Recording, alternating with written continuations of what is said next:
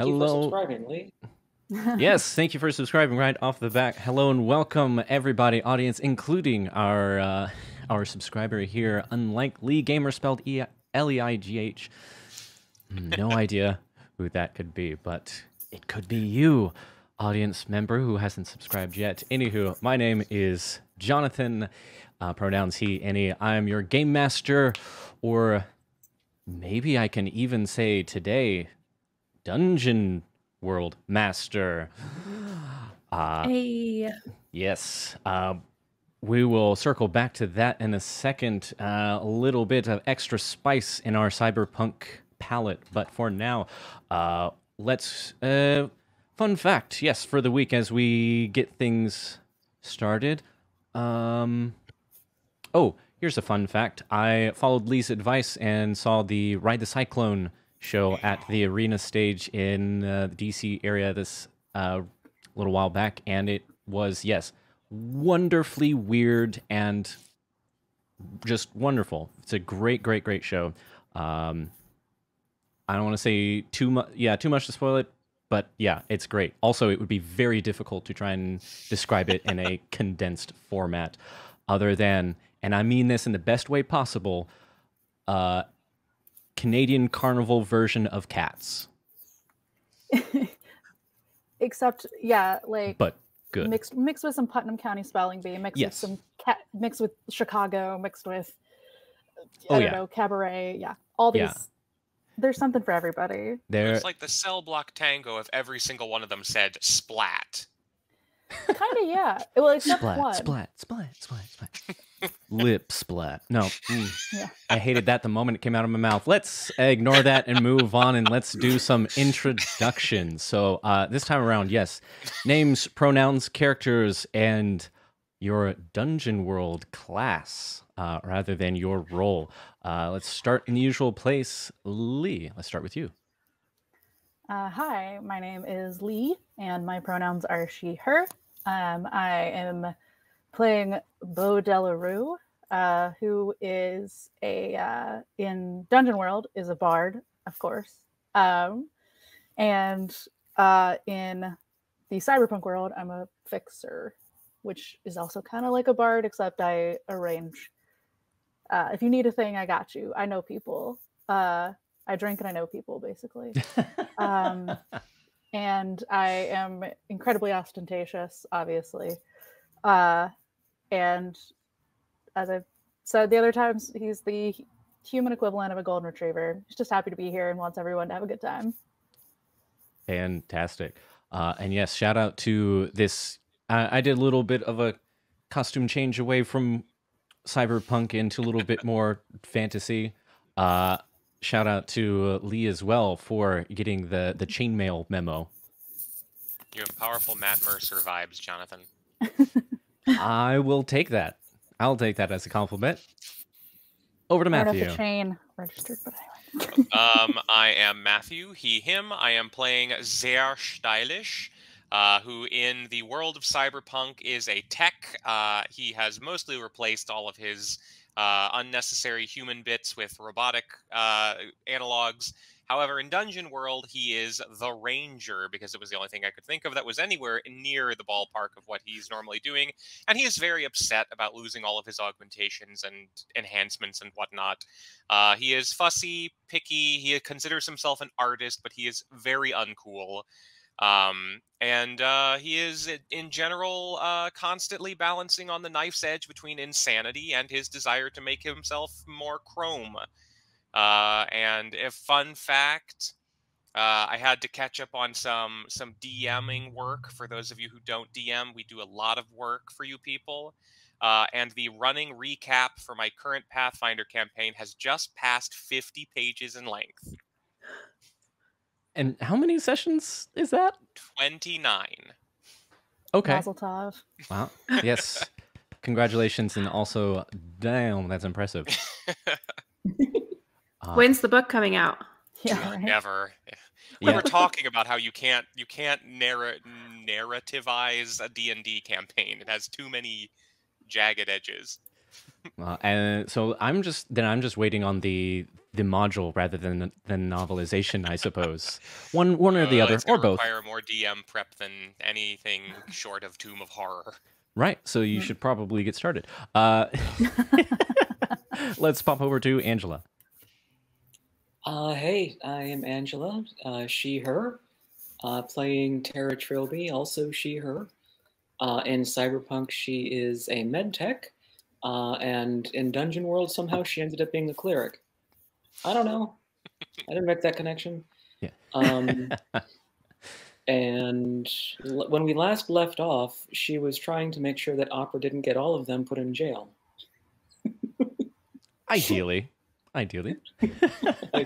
So it doesn't really narrow it down. That could be literally pretty much at any point during our campaign so far. I mean, true. I think the threat of going to jail is pretty high most of the time. Yeah. Well, you know, it's fine, right? It's fine. Right. Yeah.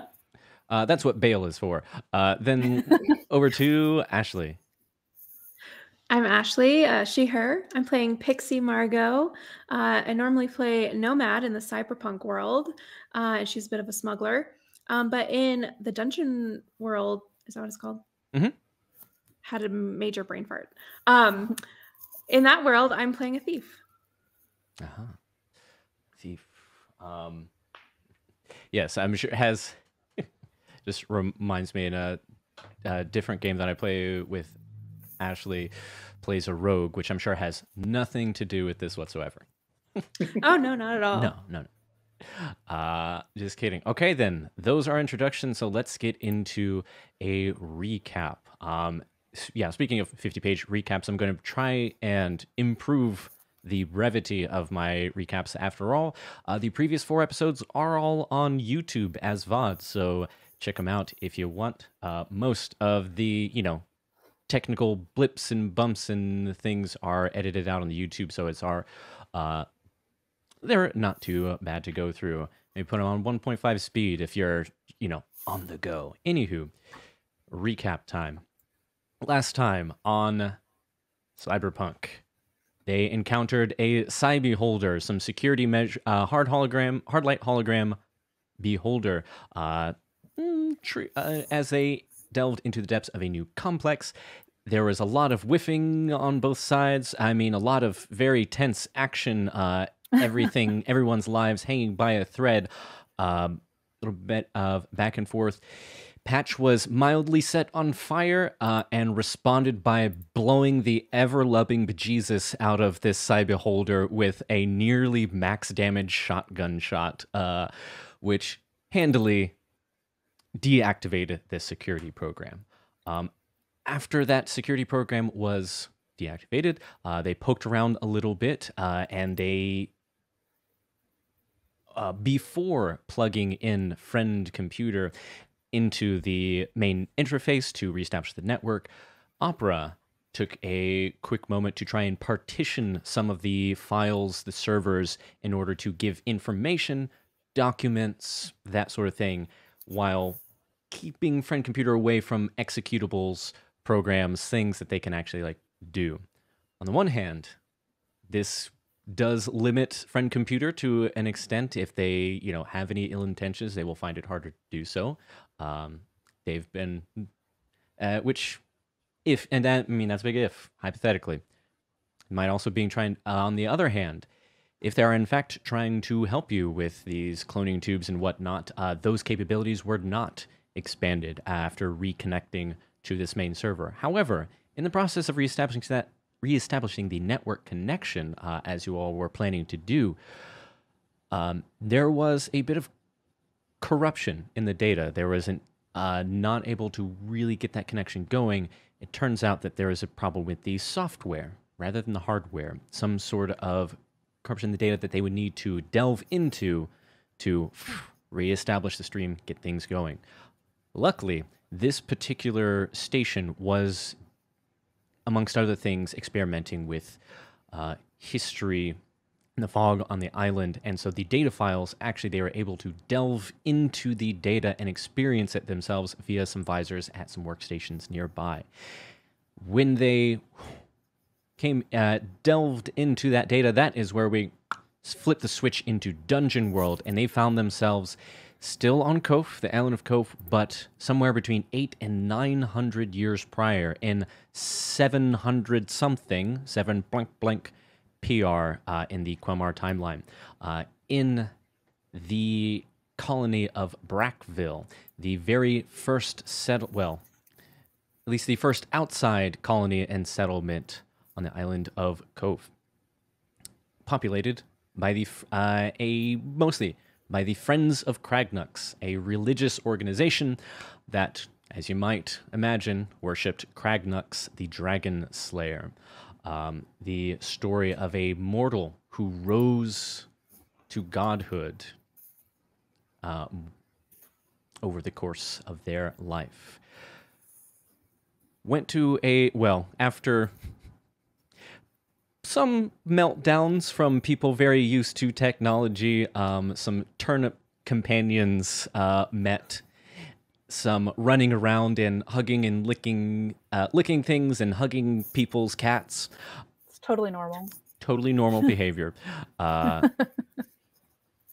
They intended a meeting in the main temple of Kragnux, in which it was main item on the docket was figuring out what to do about these metal people who have landed elsewhere on the island, seem to be making a settlement themselves. And, well, the big ticket item was not sure what to do about them. They could be dangerous. They could be allies against draconic enemies. The big enemy of Kragnux, the Friends of Kragnux, being Tiamat, preventing the return of Tiamat and stopping followers of her. It was decided, with some input from our group here, that they would try and establish some contact before taking any rash decisions of destroying them or ignoring them entirely. Just kind of scout out, maybe do a little bit of parlance. Sure, parlance, that's the word I'm looking for. Why not? And that is where we find ourselves now. You are setting out from Brackville. You, at least via the scout information, you have a general direction to head, and that is where we are. With Dungeon World being not nearly as complex of a crunchy mechanical system as Cyberpunk, we're going to go over to this window, which is completely different. As you now can see, there is a dice roll feed here in Foundry. Still got that open in case we need to get some die rolls in there. Most everything is going to be 2d6, unless we get to damage, hypothetically. Right, so first things first, as you set out onto the trail towards the so-called metal people, unless in the meantime y'all have thought of any other preparations you want to do before you leave, we are going to go straight to... Yes, here it is. You all will need to, you will find this in your special moves section, to undertake a perilous journey. That is a mechanic here for Dungeon World when you're traveling through potentially hostile territory. While the jury is still out on these metal people, let me turn down the music just a hair. Going through the woods. There are raids from a colony of Yuan-Ti elsewhere on the island. You have been at odds with you Friends of Kragnux there in Brackville have been at odds with these Yuan-Ti for quite some time, basically ever since landing. Might have something to do with the fact that even though Yuan-Ti are normally serpentine snake people, this pops up in your feed. You would know this also with conversation with people, that these particular Yuan-Ti bear draconic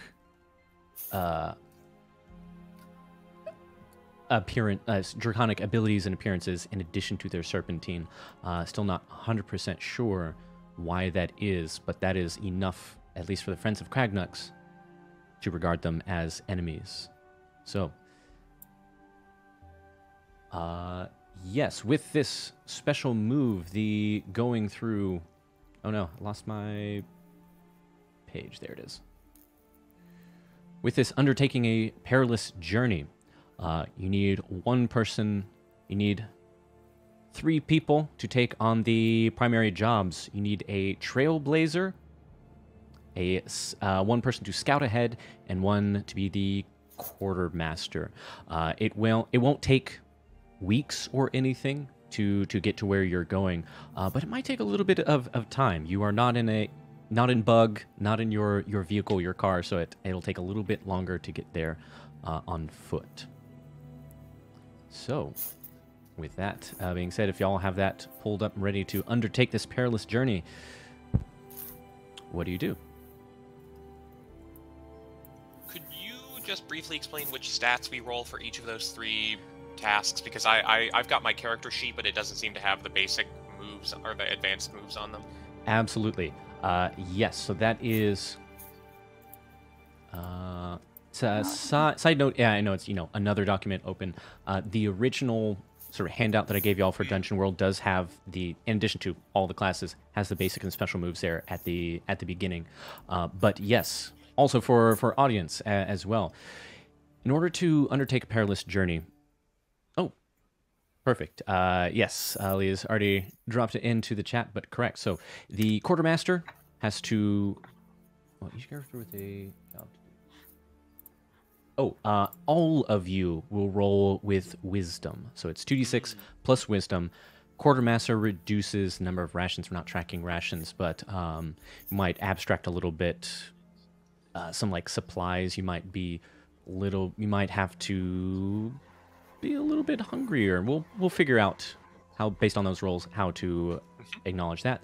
The trailblazer may reduce, depending on how well they roll, may reduce the amount of time it takes to reach the destination, or make it much longer. And then the scout. The scout will be able to potentially identify any dangers ahead. If they roll very well, you might even get the drop on anything in front of you. If you roll okay, then you spot the danger, but nobody gets the drop on anybody. If you roll badly, well, you might imagine what happens then. But yes, all 3 of these rolls will be rolling plus wisdom. Well, I would be happy to scout ahead and look for these metal men wherever we may find them. That sounds good. I am more of a talker, less of a finder. So I might sit this one out unless someone's really just not feeling like it's their calling right now. That's fine. I could probably find us a good path to take. Okay. I will say, for Bo, as far as sitting out goes, it is fine. You don't have to be one of these 3 main folks. What you may do is do the aid or interfere. Presumably the aid portion of that. You can roll... This is plus bond. I mean, we both could go early any direction of just like, hey, what you working on? What you doing? Are we there yet? Are we there yet? Are we Are there there yet? yet? I have to pee. Yeah. It makes sense to me, and since not only like you as a fixer, but also a bard, I'm gonna say you can choose one of our folks to help out here. I would say roll 2d6 if you would like. Roll 2d6 plus 2. We'll say for your... Yeah, we'll say plus 2. If you do well enough, you will give that person a +1 to their roll. Awesome. I don't add anything to... I mean, you said a 2d6 plus... Plus 2 for you, yeah. Okay. Normally the roll is 2d6 plus bond with them, but with our very kind of short foray into Dungeon World, that is not a part of the system that we are going to engage with at this time. Normally, bonds is something that I absolutely love to delve into for these narrative systems, but because of the time, we've already got some non-mechanical bonds here, so that's kind of what I'm leaning towards for this +2. Okay. 6. So plus the 2 would be 11. Okay, so who are you helping? I'll Am I allowed to hear their roles before I decide who I help? Nope. Who Nice try. who looks like, or who hey gang, who here maybe is feeling a little uninspired today, or like is having trouble focusing, like, you know, like anybody feeling like maybe they could use a little extra inspiration? I feel a song in my heart that could maybe help you, like some lo-fi concentration beats or something. Opera is staring off into the distance, craning his head, looking for glints of metal. Like, what? Did you say something? Oh, Opera, I think you're probably fine. I don't know. All right, I'll roll to see who I'm gonna help. Hold on. All right, Pixie, you get some help. I'll start like pulling out like whatever I got in my bag and just start like ad-libbing some, basically the equivalent of like bardcore lo-fi beats to study to. Bardcore lo-fi beats. Fantastic. Lo-fi beats to study and undertake a perilous journey to. Yeah. If I wasn't worried about copyright, I would absolutely throw up some lo-fi beats right now, but we can imagine these lo-fi beats. Honestly, that kind of makes sense a little bit, because since you're helping Pixie, who is the trailblazer, if I remember correctly, then yeah, it's kind of like have a little bit of a beat to march on, to walk to. It's like we have the radio on in the car. Yeah, exactly. That. Exactly that. Okay, so now let's see those either see or get those rolls. Right, well, Opera is still confused yesterday from his data download. Ooh, boy. So I rolled a 6 and a 2, and then I have a +1 to wisdom, and then +1 from bow, so a 10 total. Fantastic. So 10 is a full success. You make a fantastic pace towards this alleged settlement. Patch, what do we got? I have 6 + 2, so 8 total. Okay, 8 total. Mixed success, which as the quartermaster, it's just you burn through the amount of supplies that you expect. No better, no worse, so which is still good.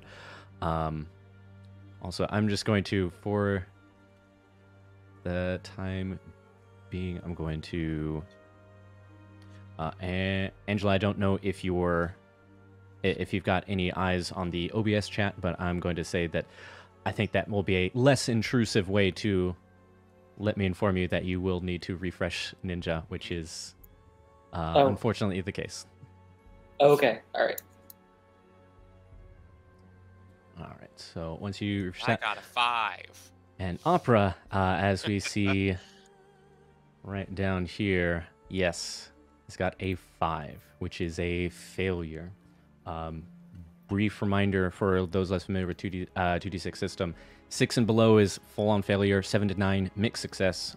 You do the thing you set out to do, but maybe there's a cost, a price, or something else creeps in there. 10 and up, full success. So with a 5, you all are making great pace, consuming the normal amount of supplies, and I think it is a little bit because of that pace there. Opera, as you mentioned, you are still a little bit confused. Yes, we still have some debilities from getting into this scenario. We had some rough Defy Danger rolls last session. And so a little bit of being out of it, and a little bit of perhaps impatience, just that desperation, looking for metal and missing things that are not metal. Filthy, unaugmented reality. Which means, as y'all are blazing through this trail at quite a pace, you do not spot anything wrong. Everything looks totally fine. Everything looks wrong. Based on your orienteering, Pixie, you feel like you're getting decently close. Like you're not, a couple of minutes away, but maybe an hour or two away. You're making really, really good time. And you do not expect, as you sort of go through this clearing, through the woods here, I'm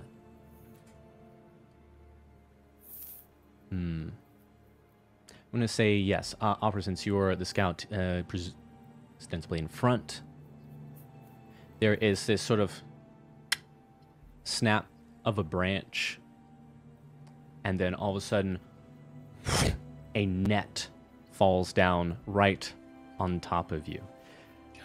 Deploy bone saws. Why won't the bone saws deploy? Opera, I think you may have missed something. And as that net falls down on top of Opera's head, undetected before, nice and stealthy, you hear some whispers of, "Excellent. Attack." And that is when you let me flip around some music. There's no such thing as rolling initiative in Dungeon World. Otherwise, this would be exactly what I would be calling for. So, I think this is going well, guys. Speaking of Yuan Ti, there is Yuan Ti ambush that launches around you as you see several of them coming out from behind trees, bushes, several of them holding up these bows. So they are these serpentine creatures, but notably, yes, they have this like red scales sort of splashed across them, slightly exaggerated, what not quite dragon claws, but sort of in that direction. And yes, you know, based on the information that was sort of downloaded to your brains a little bit that you've got access to, they have somehow increased their fire affinity, like this draconic fiery affinity. So they are dangerous in more ways than one. There are a couple of them, to set the scene here, a couple of them are now encroaching in on Opera, entangled in this net. There is a bit of a surrounding thing going on here as they get the drop on you in this ambush. They're all closing in on you. Bows raised, weapons. Yeah, as this all happens very, very quickly. And this is where we got combat in Dungeon World. There's no initiative. It's more like, what do you do? And we sort of take some vague turns here as the situation develops. So, given what has happened, who would like to try and do something first? I'll quickly turn, basically take whatever I'm holding, just a piece of metal I was like using, like strumming on my chainmail to like make some of the beat, and just go like, ah! And just like throw it at him, just in panic, and do a volley. Is that a thing? Yes. I take aim and shoot an enemy at range. Roll plus dex. Exactly so. Yes.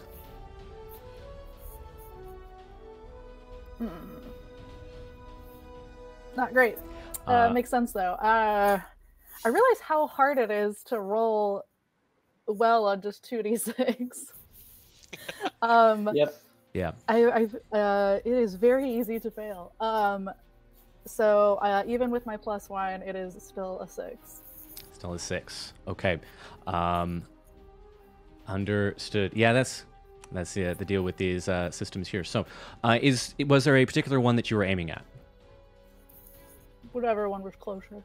I mean, well, I guess whichever one was in most imminent threat of hurting or touching me.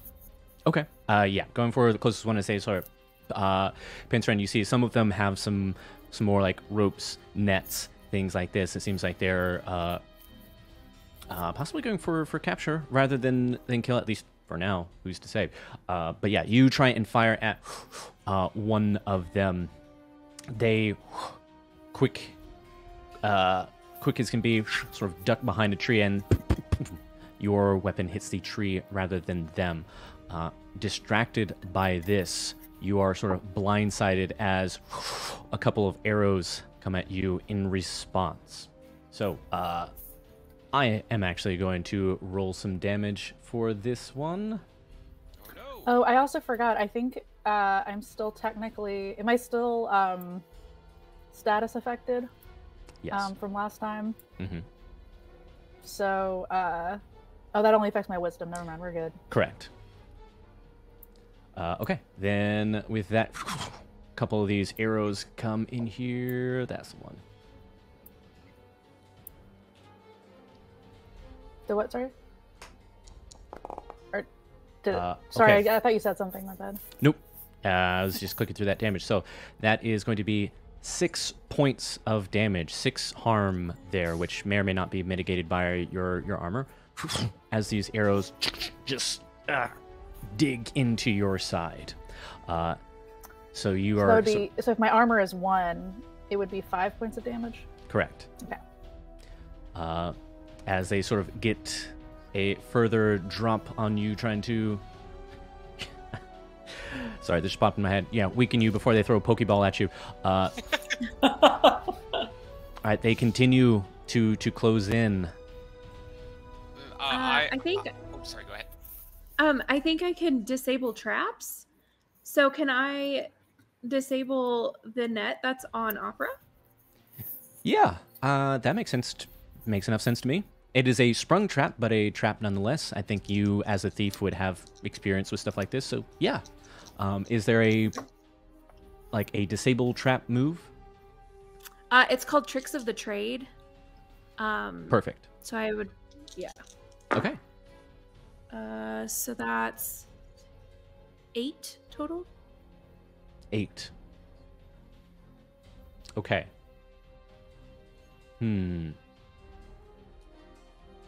With an 8, you are able to do it, but the sort of time and vulnerable place that this puts you in, it is...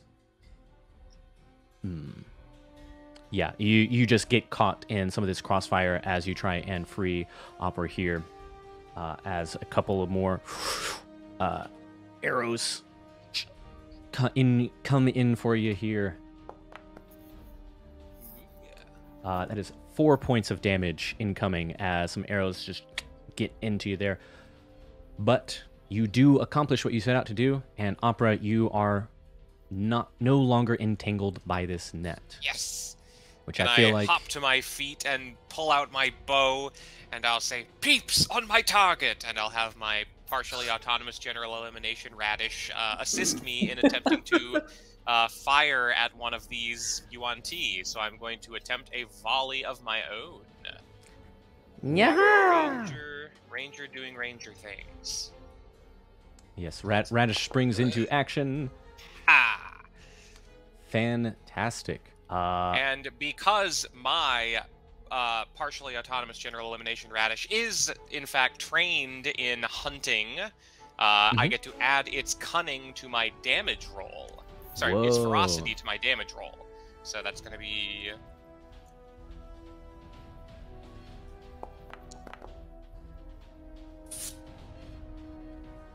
Fantastic. So D8 plus... Is that with the ferocity included? Yeah, that's everything included. It's 9 total. Awesome. So, freed by Pixie, you waste no time getting your... What was it? Partially autonomous general elimination radish, or the pager. It is, in fact, a beeper. Yeah. A beeper that it has become a radish here in olden times. Which and I just imagine it shoots like a Brussels sprout at him at the same time as I hit it. Yes, which... Adorable. Yes, fantastic as it leaps out. And your arrows fell like I would say with damage like that, 9 damage, you fell 2 of these yuan T here. Like, you do some damage. There's still more ambush party to go, but you take a couple of them down, giving you at least a little bit of breathing room as the circle tries to close in. As this occurs, they go down. Patch, what do you do? Okay, how many of them are there? A handful. Okay. And they're pretty much attacking, not like all of them. Are you just like checking? Most of them seem like they are these stealthy scouts. Like, they do have these sort of fiery coloration markings, but they have like this leather armor, some sort of camouflage painted on them. They are, well, full on sort of ambush squad here. You do notice that one of them does not wield a bow. They have just like this staff.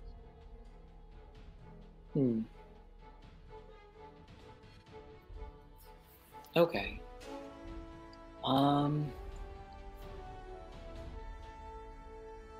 But the one with the staff hasn't attacked? Not yet. Or like they are also, they're not closing in, I would say, as much as some of the other ones are. Okay. Kind of in, yeah, like the enemies don't get turns. They just like might get attacks based on how rolls go for all of you. Oh, which, speaking of, I think, pardon me, with the volley.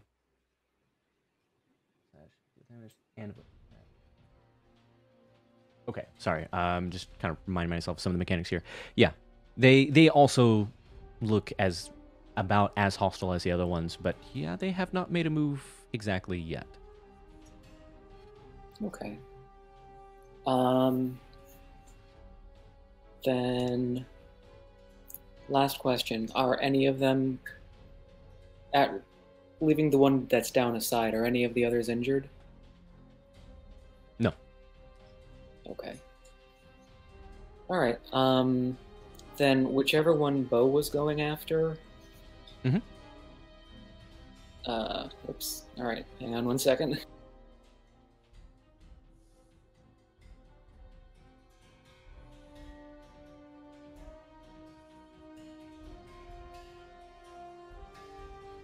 No.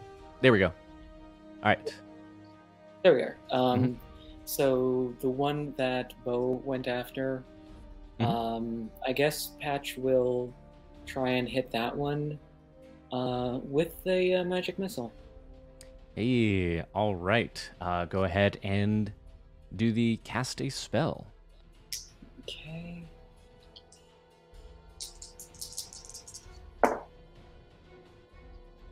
Okay. 8 plus 2, 10. 10. Fantastic. Hey. So that is just a full success casting the spell. It does what that does what it does. So for what does the magic missile spell say? Oh god. Projectiles of pure magic spring from your fingers. Deal 2d4 damage to one target. Fantastic. Roll 2d4. Hey, it's a higher EV than a D8. True.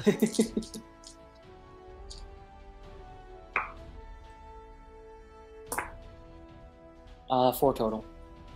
4 total. Okay. I would say yes with that 4.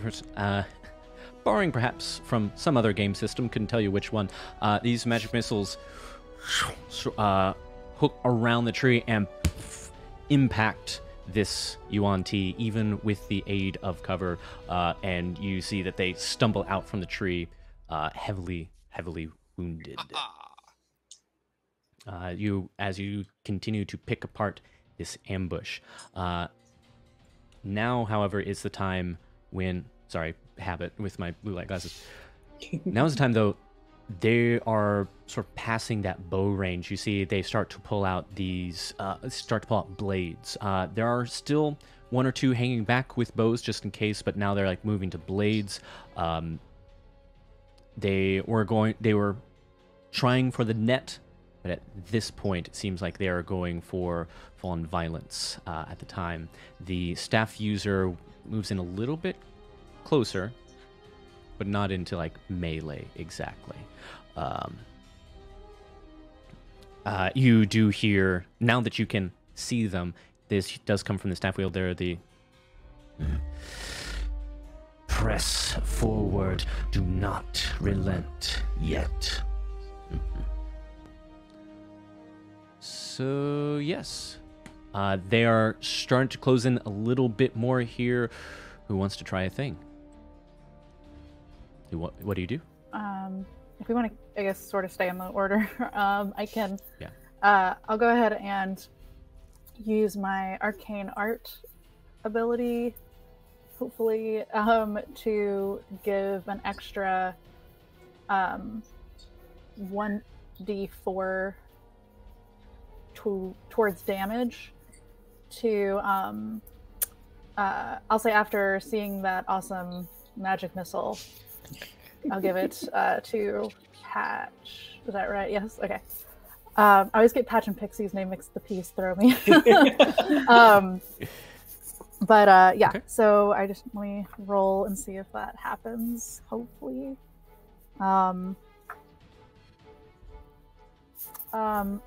I think it does. I got an 8 plus my charisma, so +2, so a 10. Fantastic. And so this is the... I switch over from... I had to switch over from the... After having, like, twanged my little metal piece of whatever, I just start, like, freestyling again, but now it's, like, the tempo has amped up, so it's still kind of that lo-fi beat, except it's, like... The tempo is like tripled or quadrupled, and it's just like just like beatboxing in the background. Nice. Lo-fi beats to chill and combat to. Yeah. Yes. Very awesome. Yeah. So with the A10, you said this is the damage plus 1d4 forward to damage for Patch. Fantastic. Yes. So I don't know how that works exactly. If Patch doesn't hit, can it still be used later, or is it like either use it or lose it kind of thing? 1d4. See, 1d4 plus 1 4. I know there's a difference between plus 1 like plus blank forward and ongoing. Okay, so that's right. Ongoing is it stays forward. So the next time, if there is damage, that will be amped. I'm gonna say it makes sense to me in this case that if somehow like the spell or whatever completely fails from Patch, then that will go away. You lose it, yeah, that makes sense. Okay. At least to me. And yes, with that 10, you're able to sort of take some cover yourself next to a tree, so you are uninterrupted, unbothered as you pump up these lo-fi beats and give a little extra pep in their step to Patch, which with that, Patch, you feel empowered due to Bo's bopping lo-fi. What do you do?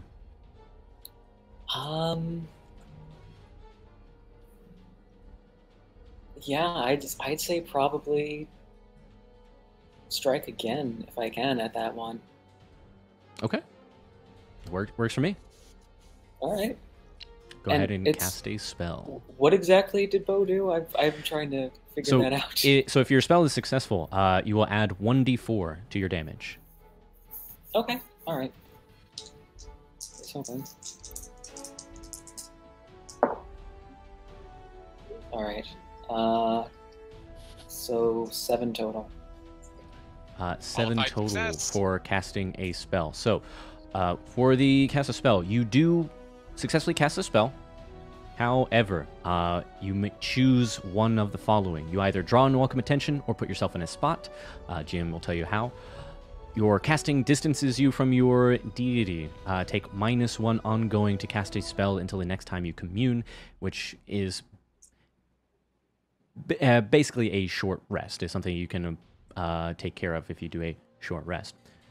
Or, after it is cast, the spell is revoked by your deity. You cannot cast it again until you commune and have it granted to you. So that is kind of how instead of having spell slots in Dungeon World, if you keep rolling 10s and up, you're good. You roll a 7 to 9 or potentially even a 6 or below, you might lose those spells temporarily. So what do you choose? Yeah, it's coming back to me now. All right. I don't want to lose it outright, so I guess I'll do... What was the second one? -1? Yes, -1 ongoing to cast a spell until the next time you commune. Okay. Yeah, we'll go with that for now. Okay. Yeah, you get to deal 3d4 damage, though. This is true. You still do 3d4 damage. Awesome. All right. I don't know why I put the d4 away. Get him, Pat. In comes the harm assist. Yeah. Ooh.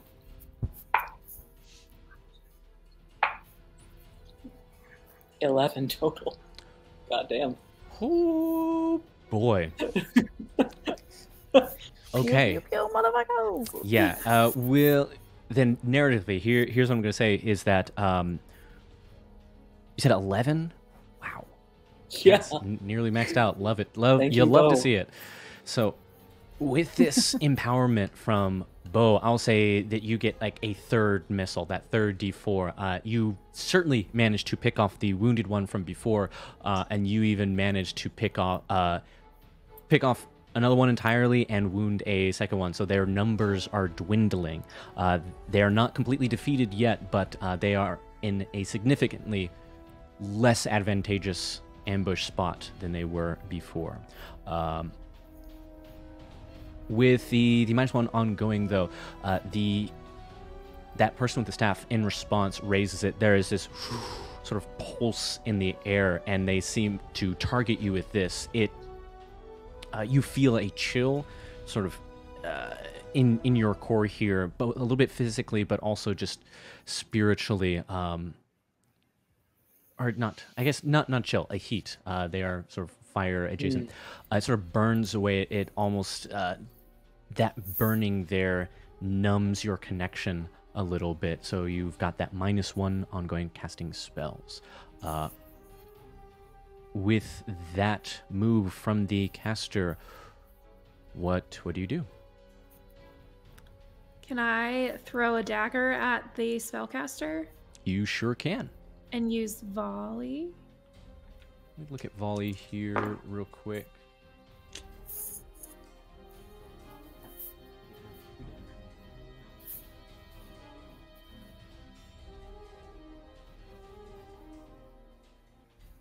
I will let you. I'll let you choose. You can get, even though it's throwing a dagger, if you get in a little bit closer, there's abstracted ranges in Dungeon World. There's close, which is melee, basically close, near, or far, depending on distances. If you get up close, then you can like throw and use hack and slash, or stay near and use volley. Your choice. I'm gonna stay near Okay. and use volley. Okay. So I rolled an 8. An 8. Okay. Fantastic.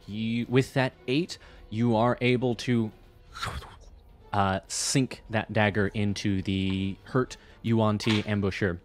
But as you step out to accomplish that, there is a bit more of an edge to this staff wielder's voice.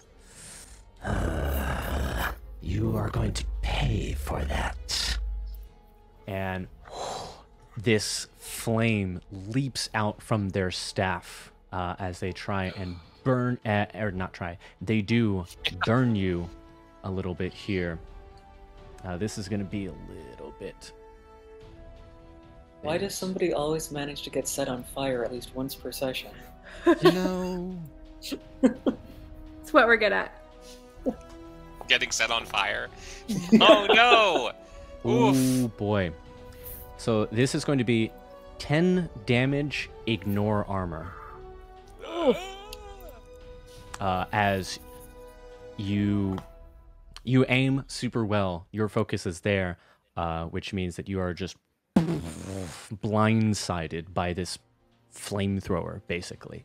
All right, so then, Opera, you see some people getting daggered, roasted, magic missiled. What do you do? I'm going to attempt to volley it again with the aid of Pager. Okay. Please hit. Good. Hey. Nice.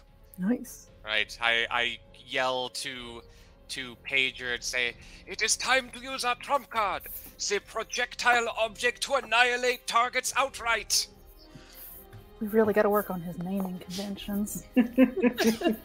And Peeps is going to lock down into a more stable footing and deploy a large coconut-based cannon that fires the potato directly at his face. The potato.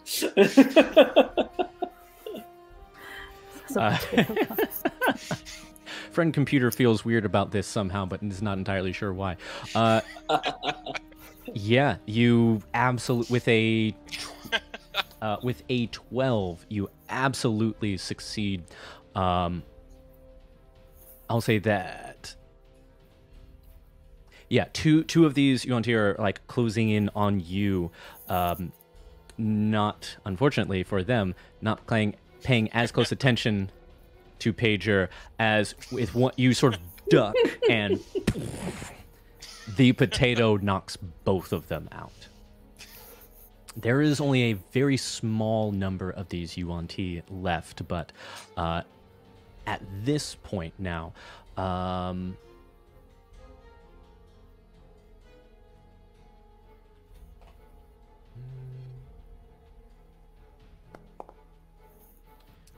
say 1, 2, 4. So Pixie, as you are trying to like put yourself out of this fire, one of these yuan does manage to like grab you, get you in like this full Nelson as a second one approaches with. I'd say they've got a club, like this crew. It's actually not crude, like this stone club here. It look like they're trying to just bash you in the head. What do you do? Can I use Defy Danger? And just like wiggle out? I don't know. Yes, that is absolutely something you can do. It's like, yeah, if you're attacking them, that would be hack and slash or volley, something like that. If you're trying to just wiggle out and get yourself out of this danger, Defy Danger is about... Yes, absolutely. Super makes sense.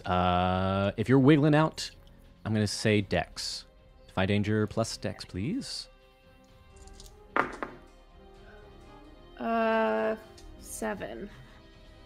A 7. Okay. You have a choice here. Either you can wiggle out of this grapple here, but they will manage to get a little stab on you, or you can avoid the stab, but they still got you grabbed. Definitely avoid the stab. Got it. So you're trying to wiggle out as much as you can out of this grip. Surprisingly strong vice-like here. You feel the sort of uncomfortable heat from just their breath. It is more than body heat. Like this is... like if you were here for long enough, you might even get a first-degree burn. But you managed to just... Oh, I'm already there, baby. Well, more 1-degree burns, or first-degree burns, I should say. You just wrench your body out of the way and avoid an incoming stab. Still in a little bit of a pickle, though. What do you do, team? So yeah, Pixie, you've just gone. So this will be someone else. This is what you see. So she's grappled, right? Yes. Would that make the guy who is presumably, the Yuan-Ti who is presumably holding her, yes? Mm-hmm. Would that make them defenseless to my ranged attacks?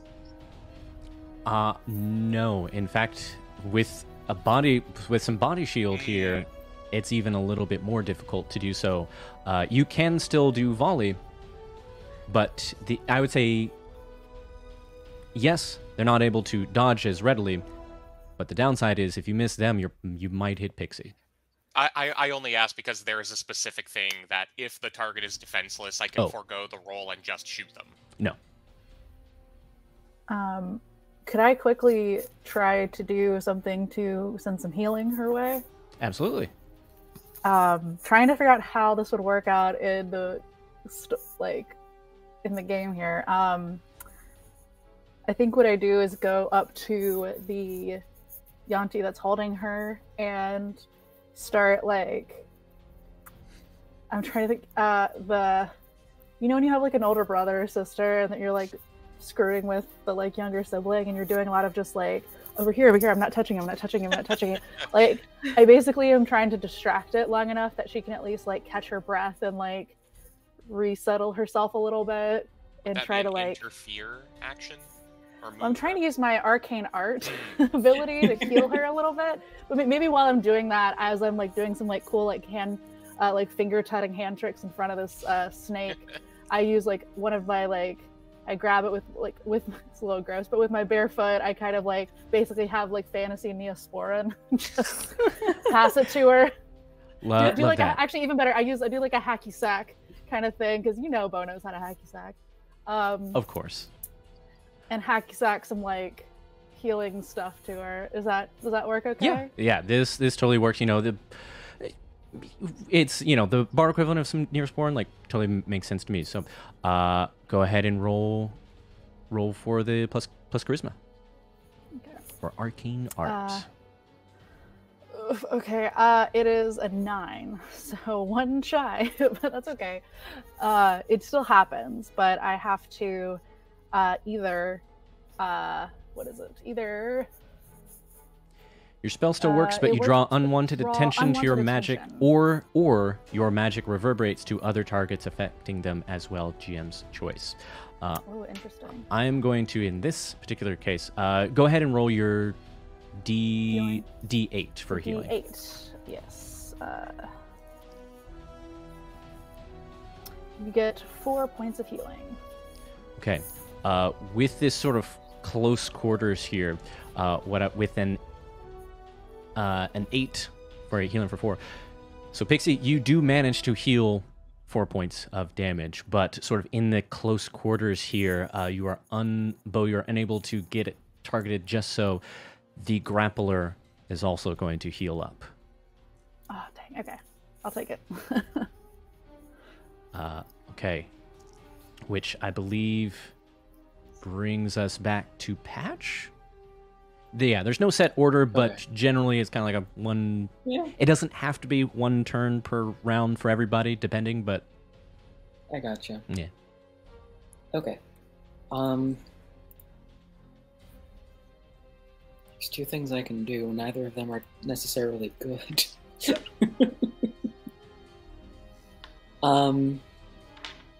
How insane is it to try and feed someone a healing potion when they're being grappled? I'd say it would certainly be possible. Difficult, but possible.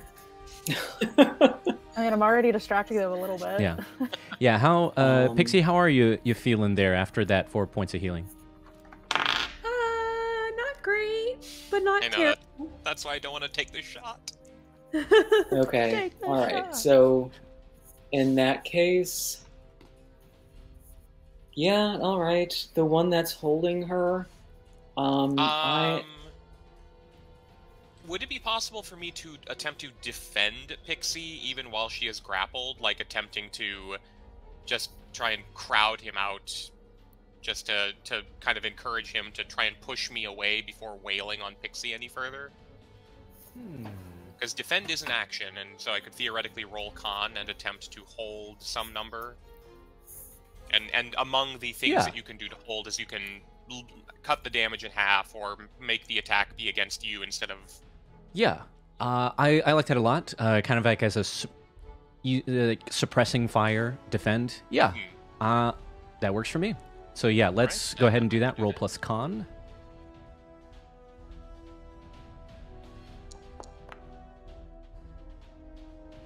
enough, so I hold 1. Okay. So when you and for this, I'm just breaking from, I'm assuming on a little hill or something, and as I run, scoop up Pager and then just try and, because I'm still like 6.5 feet tall, so I'm just trying to get in this guy's face and like chest bump him and bug him and badger him while he's trying to hold on to Pixie. Got it. Yeah, that totally works for me. As far as an environment, I know I like sort of just vaguely described it as the woods. I think it will help sort of set the scene a little bit more for the picture. Honestly, first thing that comes to mind for me is Endor. It's just like very like thick forests here. It is it's still pretty forest heavy even in your time. There are some like routes and trails for the nomads and whatnot for their vehicles. But yeah, it is very dense vegetation, and here even some vegetation that you aren't super familiar within your own timeline. It seemed like here before the fracture of the weave, like the presence of magic definitely has an effect on the flora of this island here. So it's pretty dense. But yeah, as you sort of dart back and forth between cover, trees, bushes, whatnot, just keeping some suppressing fire on that grappler. Yes, hold 1, defend.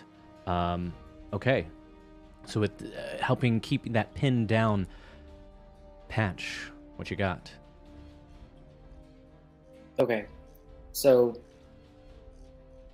is Pixie still grappled? Yes. Okay.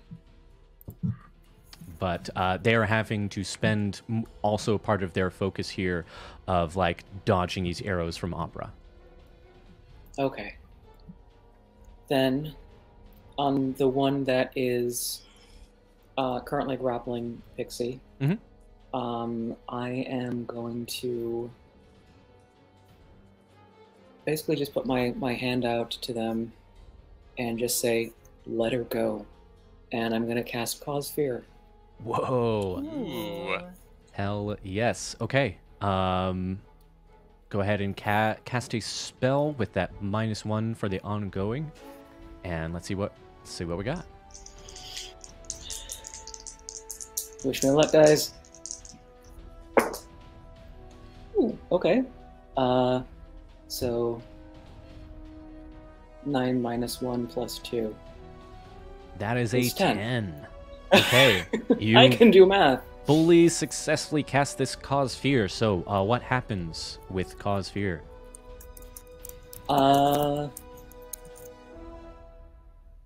That's a good question. Let me bring that up here. It is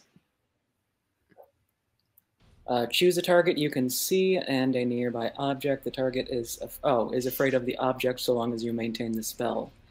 What would the object be? I have a staff. Pager? Yeah. Pager. Yeah. Technology. We could make him afraid of Pager. Oh my god, that's amazing. I would allow We should do that. Pager. Just run up to him. I would allow Pager because that is wonderful. Okay. So terrified of a radish. Oh, the right Partially autonomous general elimination radish. Incredible. Okay, so this is an ongoing spell, if I remember my rules correctly, which is not a guarantee. Yes. This is an ongoing spell. It says while the spell's ongoing, you take a -1 to cast a spell. I believe you can only have like one ongoing spell at a time, something along those lines. Perfect. That is correct. Awesome. So you do that. You. What did you say again when you cast the spell? Let her go. Let her go. I'm You pretty say sure it's let her go. let her go. This UNT looks. There's a sort of snide. Oh yeah, says who? And as they like turn looking for the source of this voice, Pager is there. Looks up. At least to this UNT, instead of the normal Pager voice, it just sort of like does a head jerk toward and goes, and drops Pixie and bolts. Oh, I love everything about that.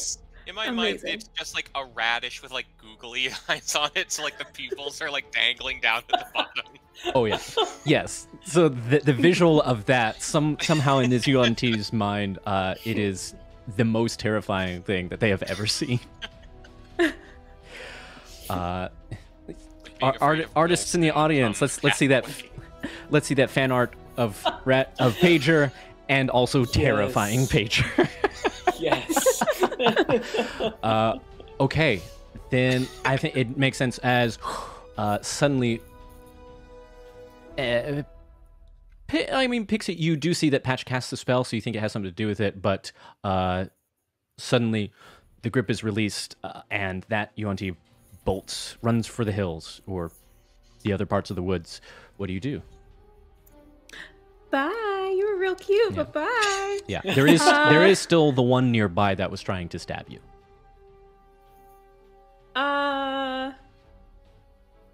Okay, I'll try to.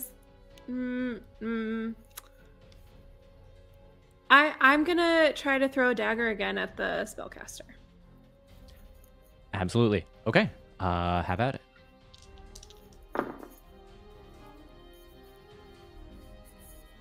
Uh, 11. Excellent. So you managed to dodge around the attempted stabbings of the UNT close to you, and you flick out a dagger at the caster. What damage do we got here? Do I just roll for that? Mm-hmm.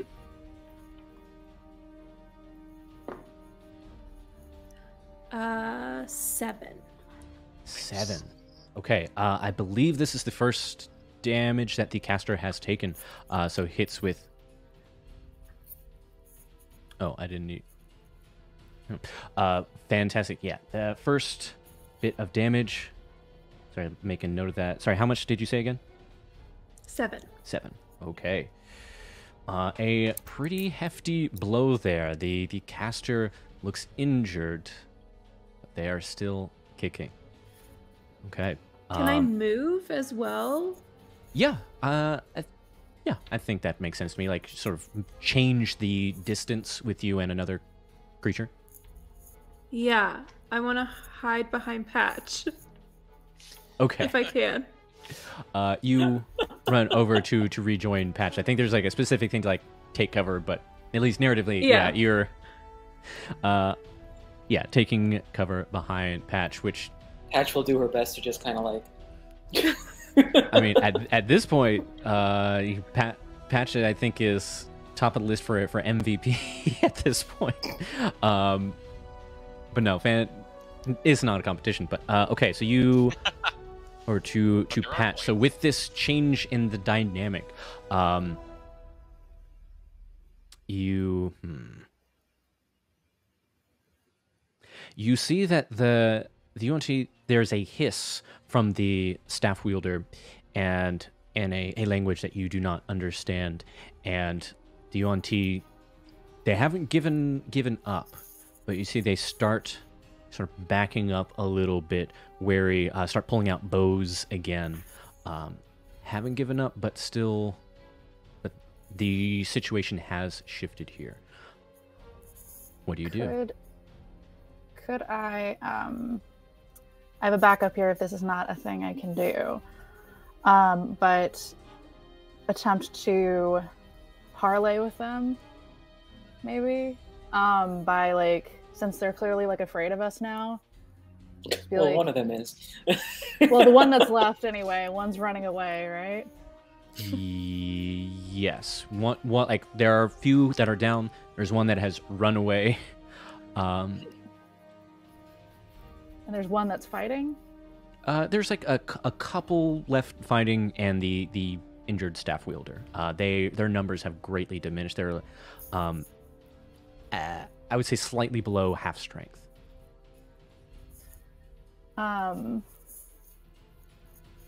I definitely don't speak Yuan-Ti, but I have some like bardic lore and kind of, I guess, and some just general knowledge of like of how to converse with people and snake people. You heard them speaking common before, so like you know that you can understand each other.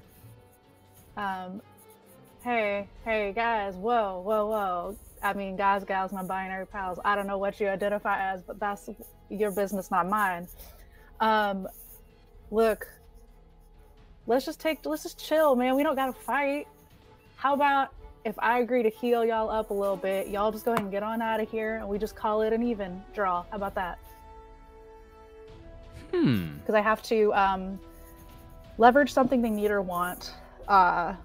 When you have leverage on a GM character and manipulate them, roll plus charisma. Leverage is something they need or want. On a hit, they ask you.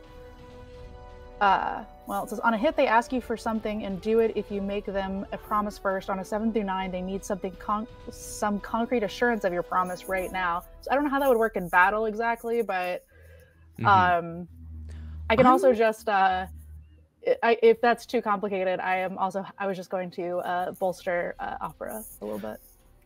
Because I think that is really interesting. I think especially with the offer of healing them. I think that's interesting. If you'd like, you may do a parlay check. I'm going to say just because of the difficulty of the situation and the history between the Yuan-Ti and the Friends of Kragnux, I am going to give you a -1, but you may try a parlay. Okay.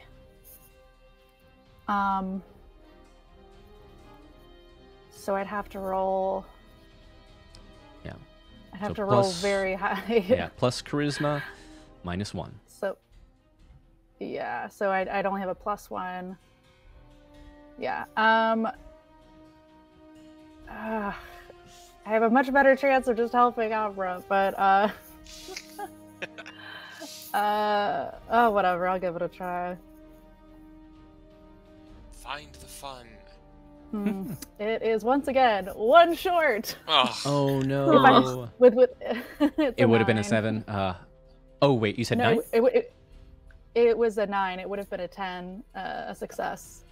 Understood. With my +2. But, 9 means that they'll agree. They just need proof that you'll do what you'll hold up your end of the bargain. Oh, I guess that's if true. you have leverage over them. Yeah. So with a 9, you said 1 short. I thought you were about to say 6. With a 9. Oh no. You see a very confused expression on this staff wielder's face. I'll hold my hands up and just be like, whoa, and just start to like slowly move towards them with like magic energy. Yeah. In my hand, kind of. Yeah, they hold up a hand, sort of like one of these gestures as the other ambushers pause for a moment. They don't put away their weapons, but they at least stop actively firing on the lot of you. Since they need proof of something. They're about to respond here. Oh, I'm sorry. I thought that was their response. Okay. Yeah. They hold up a hand and then they look at you with this curious look. You heal us first, then we shall see. Yeah, so the magic energy that I had kind of forming in my hand, turns into a bunch of I don't know, just some a bunch of kind of almost music note looking beads of light, and then it condenses into almost like a Kinder Egg type situation. A little, since I didn't help Opera, I'll have a little homage to him. And it's like a little Kinder Egg full of healing pellets, basically. And I just, with a little the hospital cross mark on it, and I just kind of roll it over to them like a bocce ball. Okay. Cool. I'm gonna say with this caster, they keep a very, very, very close eye on you as you conjure this magical Kinder Surprise. The surprise is healing egg. And they one of them, right? Yeah, one of them picks it up.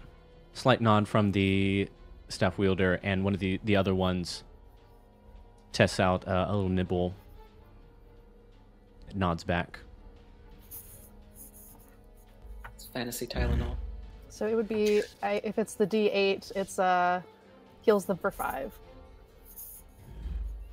Cool. Acetaminophen. Yeah.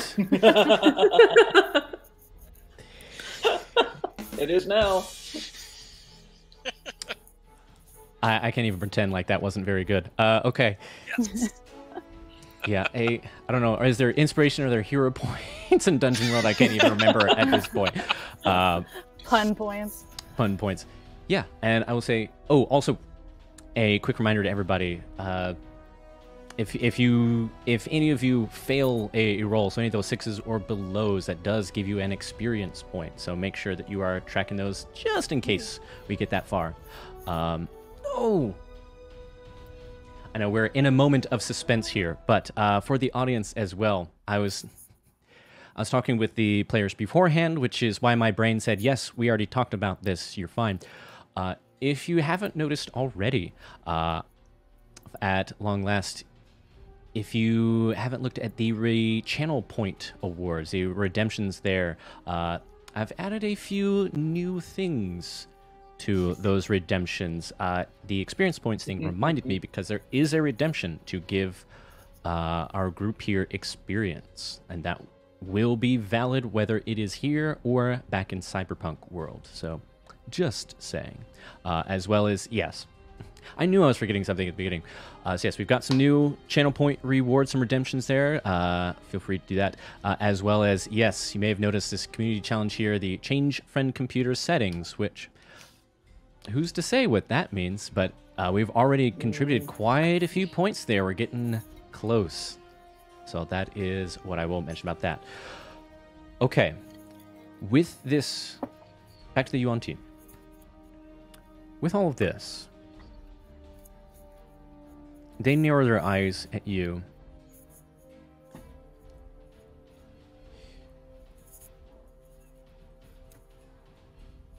Very well. This does not change things if we meet again in the future. But we will agree to this temporary ceasefire. And they, again, do not sheathe their weapons, but they at least kind of lower them. And I would say, at least at this point, I would say unexpected conclusion, but the battle for now has ceased. They take your healing there, Bo, and then they I'm gonna say the caster raises a staff. You feel this wave of intense heat radiate out from it, and then it spews a lot of smoke, just like this very thick smoke screen here, much almost like just like soot and ash, and as it sweeps through this grove here, they are gone after the smoke dissipates. Is the one that I feared still running away? You feel that, yes. Yes, they are. He's just like having like the scene at the beginning of Apocalypto, like running through the jungle, cameras angles like shifting all around him. Yes. He's just in his mind, the little radish is chasing him. It's perfect. Yes. So, yeah, we start Always get watching. that shot from Apocalypto. And only later does it transform into Apocalypse Now, where he's just like back and it pouring water on themselves for whatever reason and spouting nonsense. He'll never eat a vegetable again a day in his like the rest of his life. No, certainly not a radish. It will probably take some time before they can eat any vegetable ever again. Love that.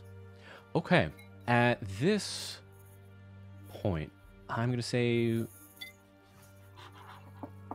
in the interest of not locking interesting things behind rolls, what are people's wisdom scores? 9, but I am still confused. Right. So 9, so -1. Is Yeah, my modifier. I think all of you except Patch still have a little bit of dizziness to you. I'm also I'm at a 12, so but also confused still, so -1. And I have a 13. But I don't think I'm confused. I think that skipped over me last time.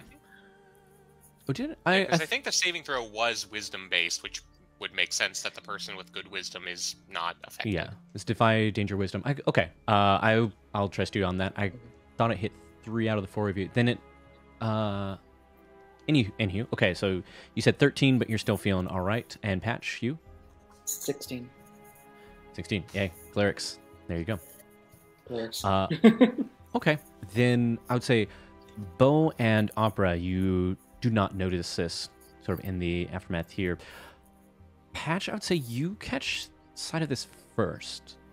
And Pixie, you do catch just a glimpse of this as well. That, not like right nearby, but just sort of at a ways away, just sort of within eyeshot, is... You swear you catch a glint of metal, vaguely humanoid-sized, shaped, but by the time you try and draw any attention to it, you don't see it anymore. Opera is too distracted, going through people's pockets. Go over to one of them. Yeah. He's shot in the face with an arrow. Look, it's a one-eyed snake. Like, This when time, Patch saw the... sorry, this time you get a... Continue, Patch. When Patch saw that, she would have turned to like try and mention it to the others, but then see what Opera was doing and be like, you know, it's fine. I'm sure everything's fine.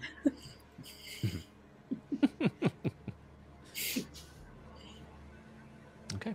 So the Yuan-Ti ambush has been successfully navigated.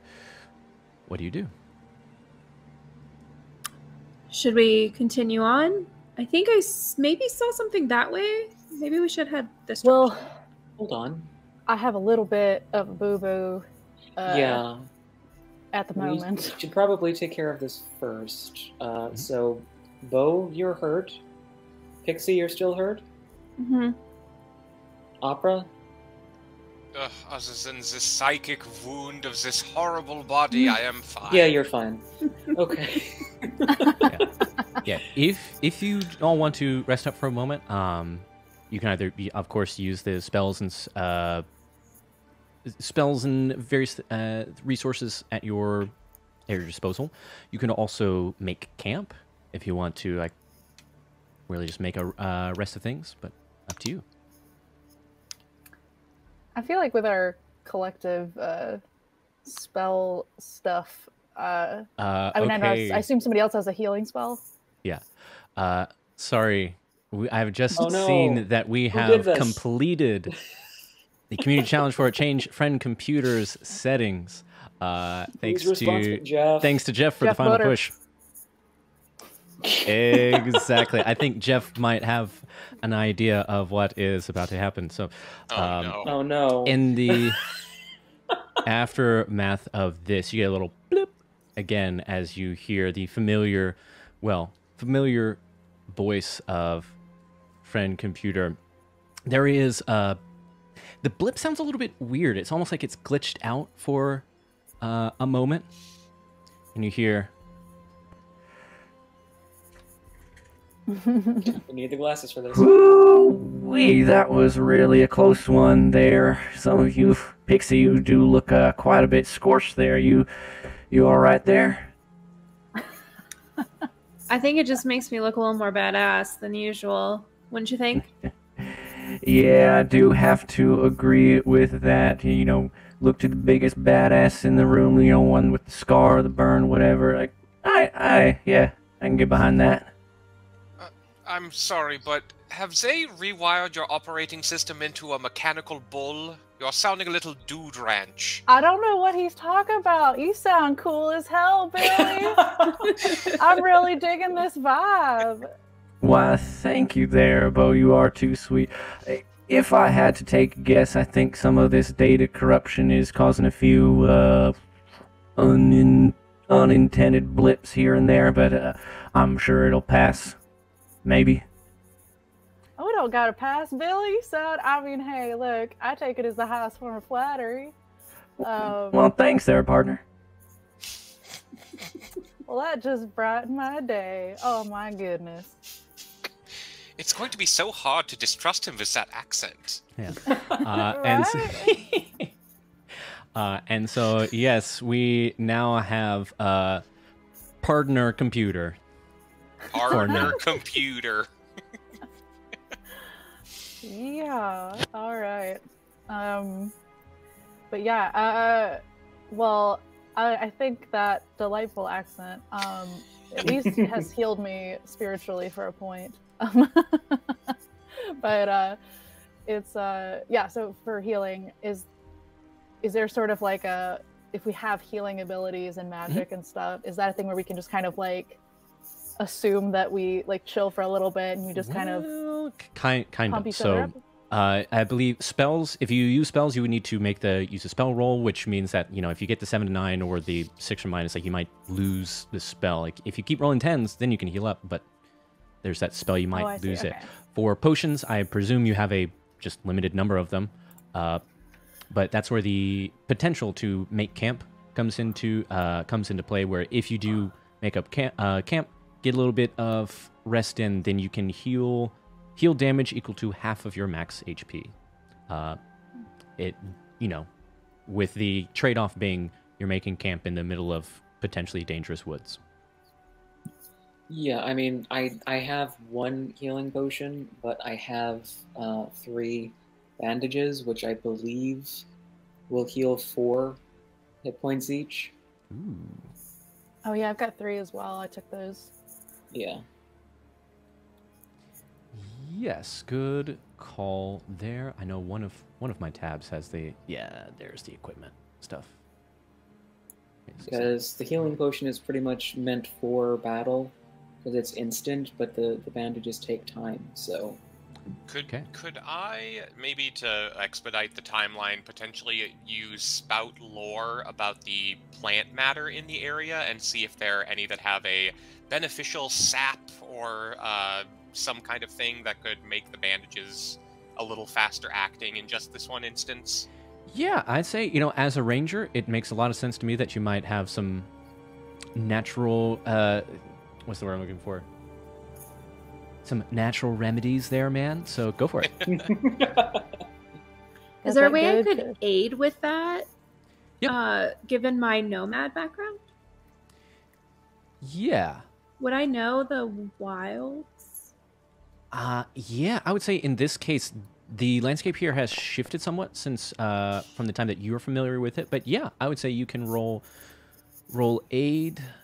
I'd say plus 1. So 2d6 plus 1 to try and aid this spout lore. If you give me that +1. Or like discern realities. Or spout, let's see. Spout You're going for lore spout is lore. what I rolled, but Okay, then yeah, we'll stick with that. I think discern realities actually would be 1 higher for me. Yeah, I think spout lore does actually make. I think you can make an argument for either, but spout lore, I would say, makes slightly more sense because you're not just looking for plants. That's not difficult. Right. You're looking for the right plants. All right, what'd you get, Pixie? A 9. A 9. Quick, someone aid her aid. Nice try. Expose yourself to danger, retribution, or cost. I could use bardic lore, I suppose. I Possibly. mean, either way, one of us is exposing ourselves to some kind of penalty. Something. Yeah. Okay. So I'm gonna look at this here. Also, yes, just circle back from bandages. If you have a few minutes to bandage someone else's wounds, heal 4 damage and expended use. Healing potion. When you drink an entire healing potion, heal yourself of 10 damage or remove 1 debility, your choice. And you just do that. Okay.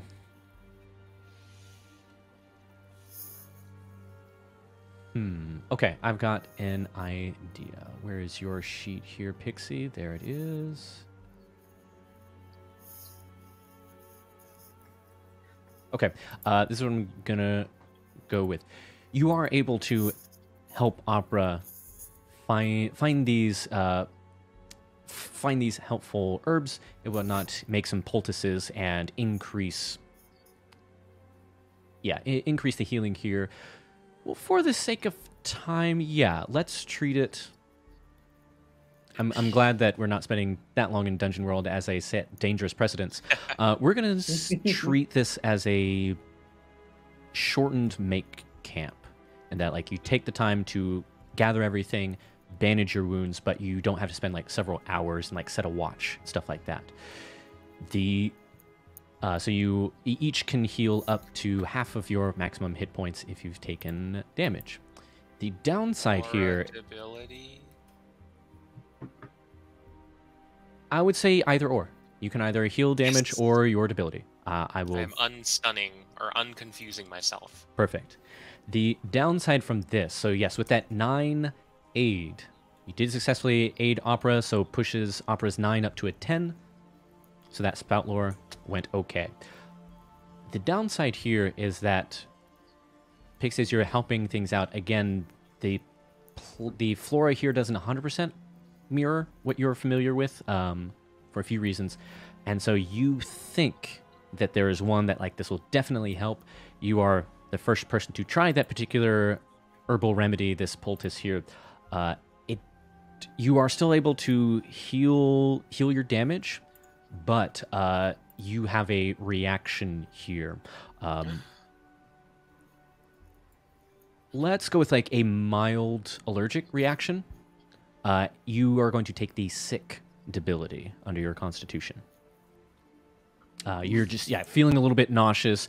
You've got some, like, rashes here, but overall, at least, it is certainly preferable to being heavily burnt. First thing when we get back to the real world, I'm installing anti-poison gizzards in all of you. How is... Never mind. Oh, yeah, I mean, if you need some gizzard help, I'm saying you can always just get a new clone with that kind of gizzard. Just saying. Your choice whether you want a gizzard or be a, food for the buzzards, gizzard or buzzard, whatever. The problem is the best puns that I have for this situation is purely visual.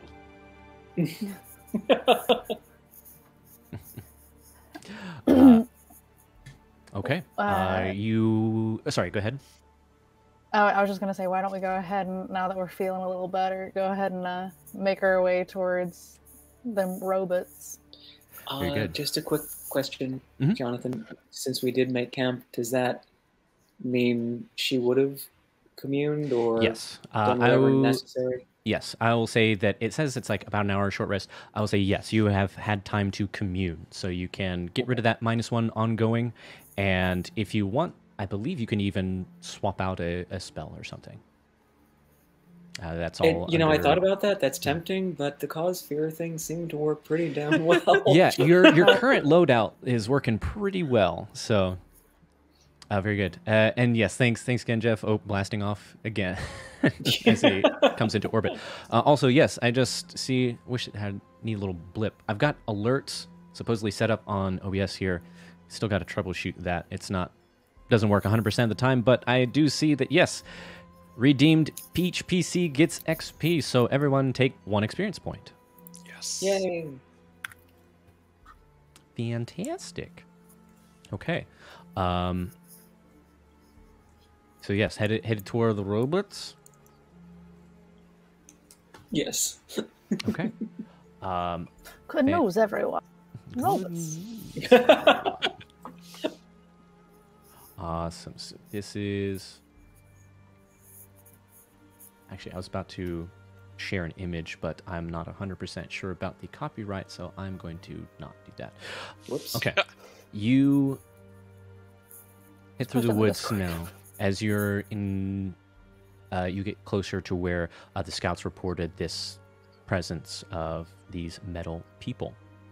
And at this point, you come to sort of the edge of a tree line here, and you see there now a different part of the island, like close to the shore. Like you see the beach, some rocky outcroppings, and sort of being built into there, you see this settlement that is clearly still under construction, but is honestly pretty impressive. Based on, I was going to say, just maybe like slight either clarification or retcon. I said the settlement for Brackville is like really, really primitive. It's primitive by your standards, but it is, I would say, at least up to medieval colony settlement. There's like, you've got stone, brick, like recognizable buildings. This is not just like all mud huts by any extent. But this settlement that you see being built in front of you, not only do you see some impressive stone architecture that is being erected, you do, in fact, recognize some metal work going up into this. Like, you see metal being woven into the architecture here, which is certainly above the level of Brackville. And you see you're just able to see figures walking around, and by all counts, yes, these are metallic people. Even more so than what you're used to back at Echo Center in your time of people being augmented with plenty of tech and metal. They look like they are just fully made of it. I swear to God, if this turns out to be some kind of conquistador situation, I'm going to scream. And seeing the settlement here is when you hear from behind you. Let's see which one. Oh, that's right. This is the one I wanted to use for that.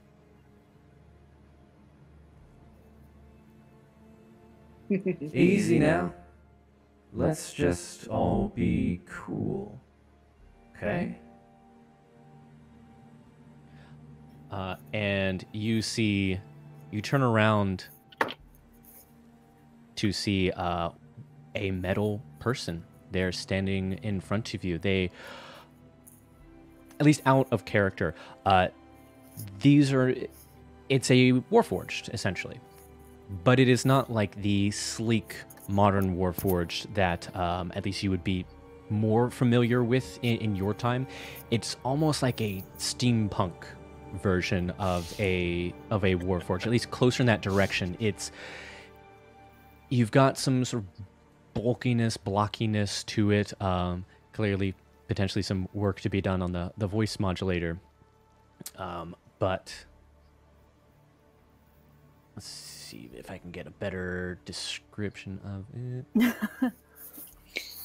Yeah, and you do see that sort of in the middle of their chassis here is, you see some like blue, what looks like almost like blue stone or some sort of gem work that is constructed in the form of a rune that you don't recognize. Even with your current timeline knowledge, this rune is alien to you. Could I spout lore about the material? Sure. Because I want to know sort of, like, is this magic, or is this, like the technological equivalent of them being powered by hamster wheels? I have a thing, again, like, so for my bardic lore, I choose an area of expertise, and I chose spells and magics, or magiques is how it's spelled in the thing. When you first encounter an important creature, location, or item you recall covered by your bardic lore, you can ask the GM any one question about it. The GM will answer truthfully. The GM may then ask you what tale, song, or legend you heard that information in. Okay. Yeah. So maybe with our powers combined, we could suss something out. I like that. So with the first things first, spout lore, that looks like a 10 from Opera. Mm-hmm. Man, y'all are crushing it. Love it. Oh, God, sorry. I just saw your earlier comment as well. I do love that show, so I absolutely love that comment. Yeah, spout lore. The material you hear, it is forged metalwork. They do have a blade with them as well. It is a bit cruder, less refined than some of the alloys that you're used to working with Opera. However, I would actually say with a 10, since a lot of what you do is digging up like old tech, like salvaging stuff on the beach and elsewhere, It's definitely rare, like very rare to find this kind of metal, but you have found this kind of metal here before on the island. And with your special ability there, Bo, I would say that you have... There's like any songs or poems or anything I might have heard in my like library lore back, like my books that I've been reading or whatever. Yeah, I would say that there is some like sort of stories that you have heard, probably highly exaggerated maybe, but about certain artificers around Quelmar that have been able to use everything that these stories tell us. Like there's this blue magic. So it's a really weird, vague thing, but that's the motif that keeps coming back. This blue magic used by artificers to make living people, living constructs. So what you're seeing in front of you, even though like now it seems that at least that is a kernel of truth in these wild tall tales that you have heard, is this blue magic. And this, automaton or whatever seems to have a friendly, or not friendly, but like not like an immediately threatening disposition. They're just saying they're be cool. Yes, they've got their weapon, but they're not going in close, stabby. They're a few feet back. And last thing he said was like, all right, let's just, be cool. So, if I might ask, what are y'all doing around here? We're here to basically just get to know y'all a little better. We're sort of a diplomatic envoy from the town of, wait for it, hold up. I know this, sorry, loading. Brackville, thank you, Brackville. We are from Brackville. We are a sort of diplomatic envoy from there to just sort of, I quickly like grab some flowers just like out of the ground behind me or something and just like, to show that we're here to be friendly and just kind of get to know and say, hey, what's up? And, would have brought some baked goods or fruit basket, but we were short on time, and I figured that might not be what y'all are into. But everybody likes flowers. Here you go. They do take a step forward, not letting go of their weapon, but taking the flowers, and they hold them up to the face. Yeah, these aren't bad. Oh, forgot to say, my name is Bo Delarue, and it is a pleasure to meet you. These are my compadres. I'll let them introduce themselves. But yeah, we mean no harm. And in fact, we're pretty darn fun to party with. So I'll leave that up to you, though. I am on the clock, but noted. And looks at the other three members of the team for introductions. I'm Pixie. Do you have magic too? Like everybody else seems to have here? Well, in a sense. Do you? What does that mean? They look down at the like blue magical thing in the middle of their chest. I mean, suffice it to say, this isn't just for decoration. Oh. How do I get one? I like you. Well, at least so far, 2 for 2. I like you. We'll see how the rest goes. Hey, they call me Patch. Pleasure to make your acquaintance. Yeah. Kind of elbow opera on the side. There. Zaire has completely flipped. He is incredibly disappointed that these frauds use magic instead of technology. And so he is now going to try and get access to a real workshop at some point so he can hopefully create some kind of weapon to destroy all of these charlatans. Damn. Does he say that out loud? No. That's why he's like silently just like standing there like, Zaire. So, So I guess I caught you in a little bit of a bad mood. And you weren't even the one who got, well, thank you. I think fair is fair. You can call me Seven. But, Oh, how original. I assume there are 9 of you.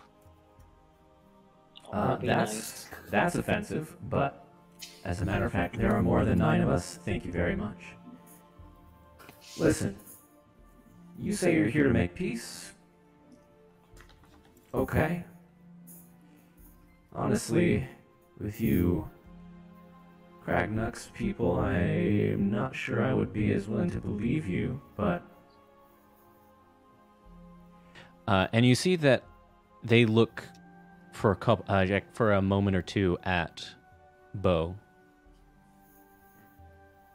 But...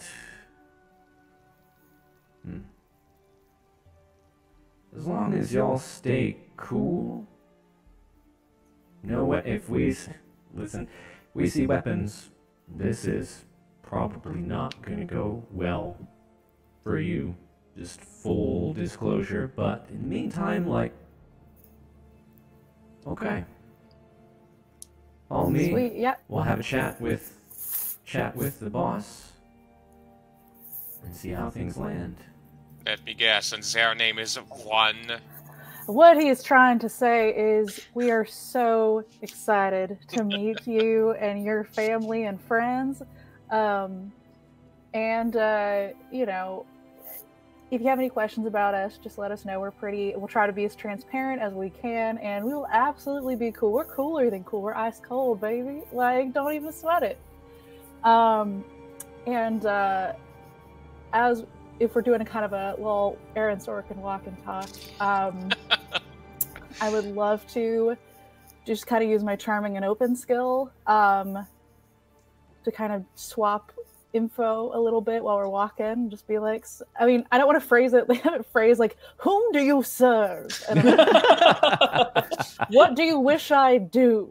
I want it to just be more like chill vibes, like, so, you know, like, tell me about yourself. Yeah. First date energy. Love that. Okay, yeah, with your charming and open, sure. I like that a lot. I think we're gonna go for just a little bit longer here, and then I think that'll be a good time for a break. But as you do the Aaron Sorkin walk and talk, you're up kind of like a little bit of a sort of beach cliff, a bluff here, so you make your way down, heading towards this settlement proper. And yes, with your charming open. Sorry, which of these questions did you say? You speak. I figured, like, I mean, depending on time, just kind of, since I'm not like specifically grilling them, just sort of they can ask. Basically, I get to ask them a thing, they get to ask me a thing, Right. And I basically the biggest thing I want to know is if they can, like, if there is a mage or a person of some sort who has enchanted them, or somebody that kind of that who do you serve question, but not as sensitively phrased. Yeah, like a little more of a like, where did you come from sort of thing. Okay. Yeah. Where did you come from? Where did you go? Who is your daddy and what does he do? Ooh, okay. Love that. Okay. Yeah, you sort of ask a little bit here, and I'm going to say this will be new information. Excuse me. New information for at least your inhabited knowledge base here for these dungeon world characters. If nothing else, because this is a data construct, so either these characters did not know, or the data bank's just like didn't know whether these people knew. But as you walk down, he's like, Yeah, well, we came here as, let's say, a little bit of a getaway, being honest. Looking for better prospects, but I mean, originally, well, boss has been taking care of the whole keeping us all running sort of thing, but originally, I never. at least Jonathan is fairly sure this is correct to the lore. There is a lot of data to dig through. I never met the guy, but at least boss has said that there was a half-elf named Colin Pendergrass, something like that. He was responsible for, well, this smart guy. Seems like. Which, something that you do, so you weren't privy to that information. That name does, in fact, strike a chord amongst you at your Church of Kragnux knowledge. I'm going to put that name here in the chat. Colin Pendergrass. Pendergrass was originally the lead artificer for the Church of Kragnux. You all were not privy to like what ended up happening, but there was a little bit of a falling out between some of the Church of Kragnux and this Pendergrass here. You're not entirely sure of all the details. But you used to be on the, on the bill, on the salary for creating things to help defend, protect, attack against draconic enemies, against Tiamat and other evil dragons. And so, too much hair. So then with answering this question, then they get to, in response... They get to ask one of those questions as well.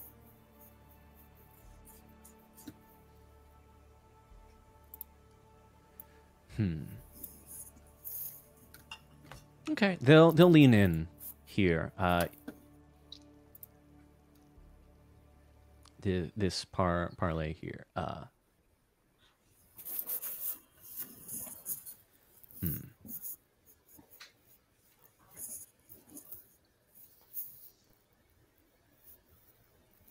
Now, one person to another.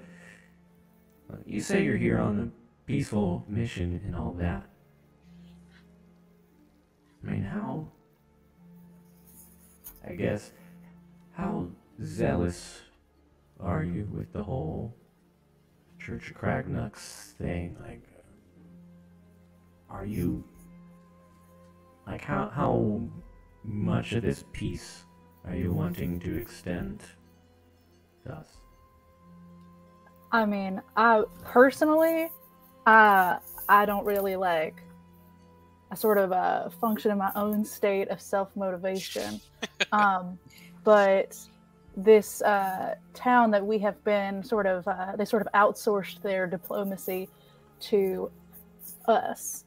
And they, while they're very into Kragnux, they're kind of a live and let live kind of vibe is what I'm getting from them, which is like, as long as y'all are cool, they're cool. I don't know how evangelical they are, but I feel like if you guys were like, look, we're not into Kragnux, they'd probably just be like, all right, whatever, we're not gonna be friends, but that's fine. However, there is some very kind of pesky sort of jaunty snake folks in the area that have been a bit aggressive, and they do tend to fight them, but that's mostly just because it's sort of a self-perpetuating cycle of violence. But all that is to say, I think if y'all are cool, they'll be cool, especially if we can go back and be like, hey, these guys are dope as hell, like, it's gonna be fine. Especially y'all got some like resources y'all can swap. Like I think it could be a nice friendship, you know?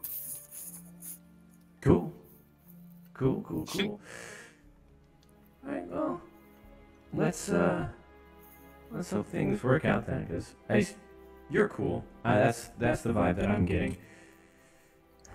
I guess we'll see how this all pans out.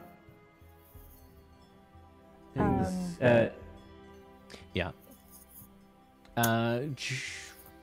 Jonathan would like to say. Jonathan would like to and will probably say more on this subject, but yeah, this will sort of continue into the next conversation here. By this time, you make it through sort of Main Street, as it were, like the main entryway for the settlement here. You do see is plenty of active construction here. Buildings continue to go up. The metallic people. No, I'll save that. The metallic people that you do catch, it's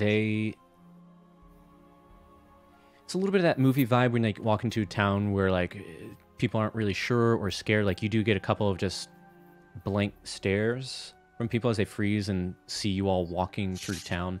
There are a couple of them who sort of like are a little bit nervous and sort of duck at least partially out of sight, but at the very least with Seven here leading the way, you are not accosted until you get to the largest building there. As you open the door, it is less of a throne room, more of clearly like an operations center. It is very utilitarian. You see tables, desks, chairs. This place is very much a place of use.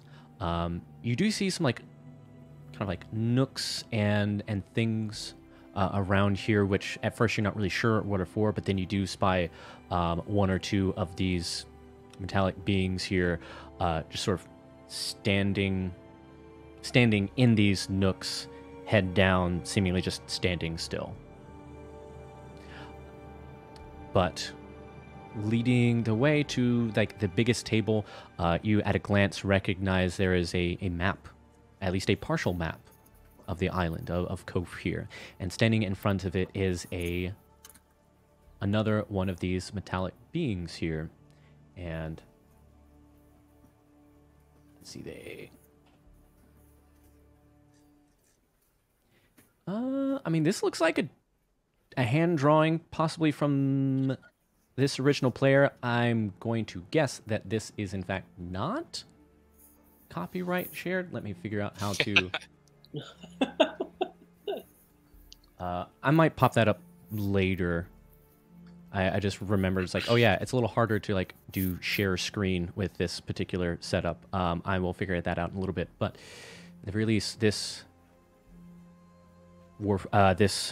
person looks up at you, still has some of this cruder metal build, but you do see that they at least have a slightly larger, a little more complex, intricate sigil on their chest there. And as they look up at you, let's see, which ones do I want to use? Sure. No. I'm just going to use I'm going to use the same ones. But the voice mod is different, so you know it's a different character. As they look up at you.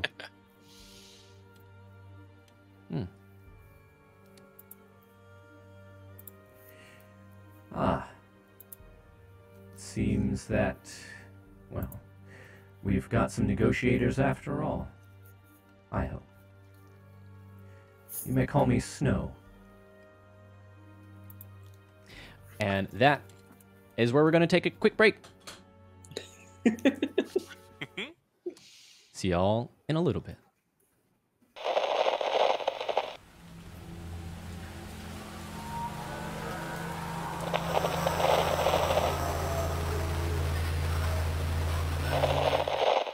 All right, welcome back, folks. Come back from our break as we start chatting up the leader of this settlement a warforged, but it's metallic being that seems to call themselves Snow. And I lied before. I am, in fact, going to use a different pair of glasses for Snow. So let's get some music going. Some light fair. Okay. Perfect. So as they address, that is when there are plenty of these people in here. So Seven feels confident enough to walk over, whispers into Snow's ear, or at least that side of their face, for a few moments. Then this Snow nods.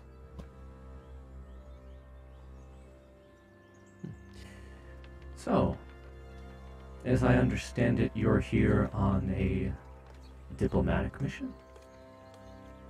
Not something I would have expected from members of the Church of Kragnux. But speak your piece.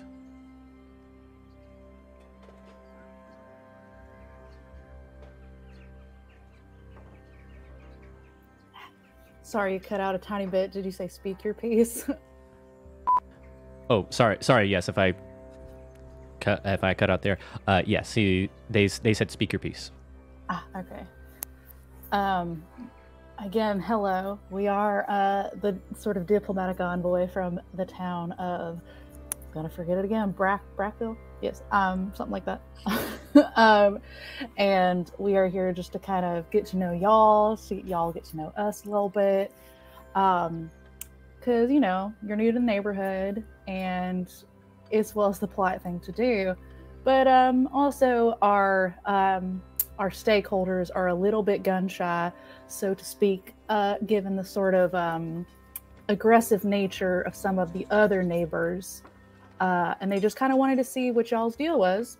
And if you guys are cool, maybe there's some like resource swapping we could do, some kind of, you know, get to know each other luncheons. I don't know, whatever y'all are into.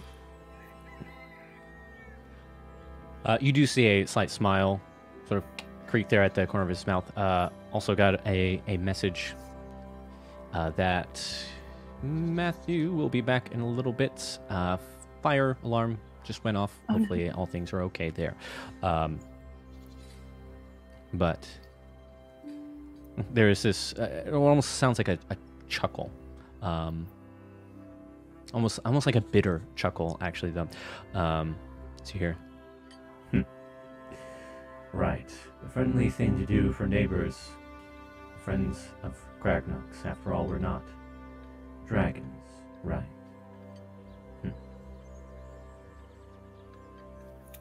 Do we not... Okay. Sorry. I will be honest with you. I was not expecting... Well, not about to just let the friends of Kragnux straight into our homes. There's a reason why we have come here to seek refuge on Cove. There are many, members of your church included, who did not see us as people. Sure, we were originally created by a member of your very own church, but I suppose there is something to be said that not all members think alike. There is a difference of opinion between my creator and the rest of the church. Difference of opinion shared by many, presuming that we could be used. And that is why we are here. The Proto-Forged wish to seek a new beginning. Which is a new bit of lore here. So these beings will eventually become the Warforged, but these are the Proto-Forged. Prototypes, predecessors, forerunners. Choose your term. This is something at least that can filter in from your information overlays.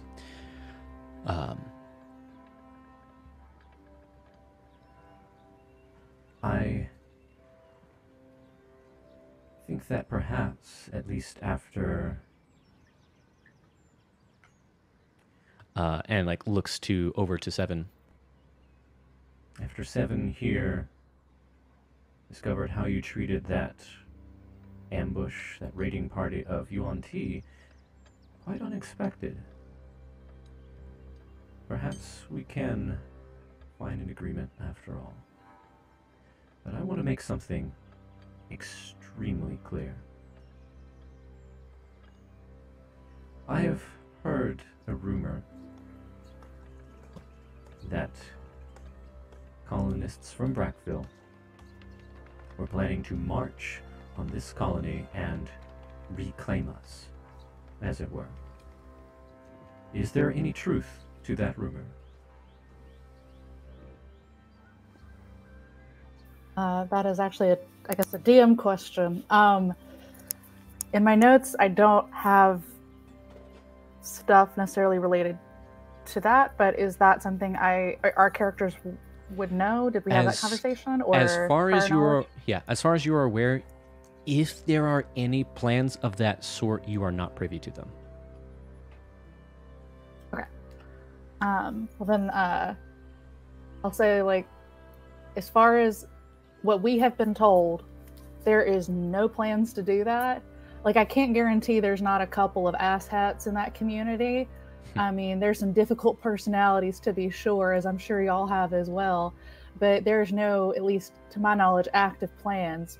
But that's kind of why we're here, is to make sure that everyone's cool. Like, if you guys had, tried to kill us or something, it would have put a damper on things for sure. We would have had to go back and be like, well, yeah, they're kind of aggressive, so we might need to speak to them, in the language of violence, kind of. But y'all seem really nice. It just seems like y'all got a raw deal from a real jerkwad. And, I ain't about that life. Like, I do not abide assholes and jerks. I ain't got no time for that. So... y'all are cool, we're cool. And we'll let them know back there, like, they were cool as cucumbers. On that, we can agree. I don't have time to put up with any more assholes, as you say. So, let us then speak frankly. You wish to establish friendship? Maybe. As long as you recognize our autonomy first and foremost. But if we do enter into a positive relationship, what do you expect to get out of it? What do you expect from us in return? Well, I mean, a friendship is a two-way street. It's a give and take. It's what friends do. Like, if you guys need, like, I don't know, if you need some metal for repairs, like, I'm sure they got some metal that we can lend. If you guys can maybe, like, help, if part of the colony gets sick or something and is not able to tend the crops like they normally would, they might ask for you guys to do a little sort of TDY, temporary duty situation to help out over there. Just things that, neighboring colonies do for each other. Also, if there's those Yuan-Ti, like, start getting a little overbearing, if you guys might have any sort of scare tactics or just fighting abilities to kind of help protect, and maybe they'll help protect y'all too. But I do have kind of an important question. Just, I want to go ahead and ask it because I feel like it's probably going to be a little, I don't want it to be offensive, but I don't know how to ask it in a way that, just know that I mean this out of kindness and curiosity and not out of offensiveness. But given that y'all appear to have been created via magic, I'm guessing from the runes in your chest, y'all are able to function completely autonomously. Like, if a creator or somebody who's capable of manipulating runes showed up and, I don't know, wanted y'all to be real mean or something, would y'all be able to stop them, or would y'all have control over that? Does that make sense? They nod thoughtfully. I will say that I appreciate your candor in avoiding offense because, to be honest, it did border on that a little bit, but I know this is out of ignorance, not ill intent, at least not from you. We were originally imbued with... I'm going to say make just a straight charisma check for me here. I know this is arguably a little out of the bounds of Dungeon World, but he's going to tell you some stuff. Let's see how much he trusts you. Charisma check. Sorry, I left my phone over by my computer. 2d6. All right. That is a 10 plus 2, so a 12. Fantastic. Okay. That. I'm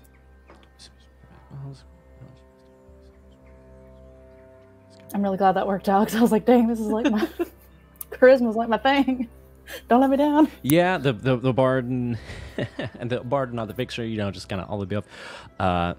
They think for a moment.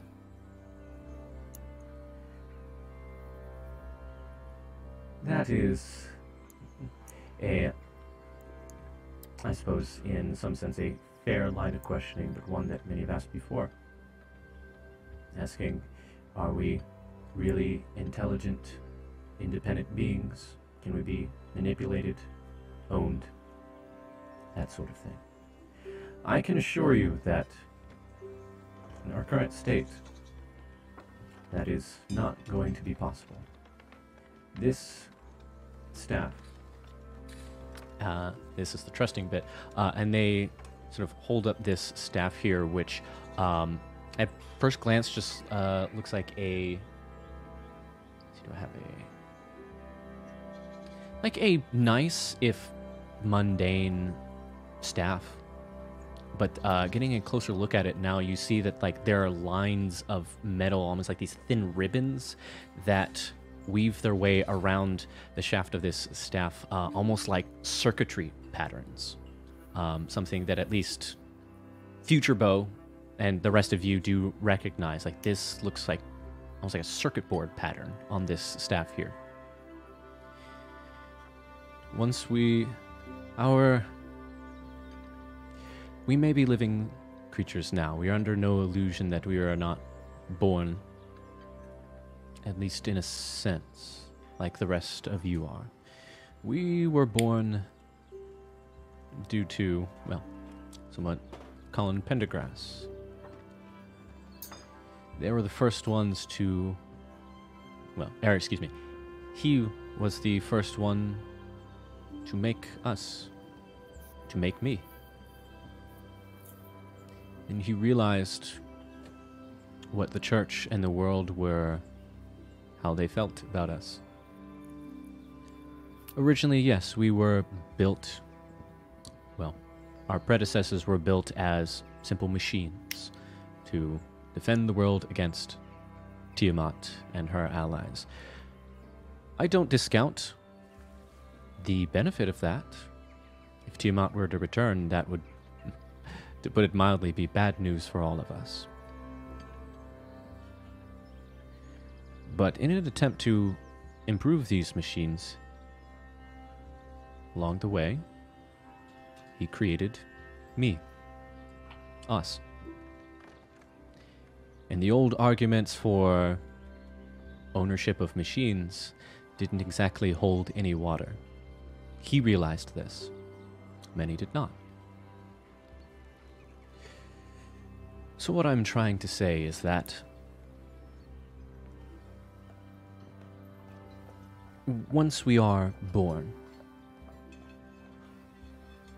we can be altered no more easily than you. We can learn, change, grow. but we would rather be destroyed than submit to the will of others in the way that we used to. And while the world figures that out, here we are. A bit safer. New start.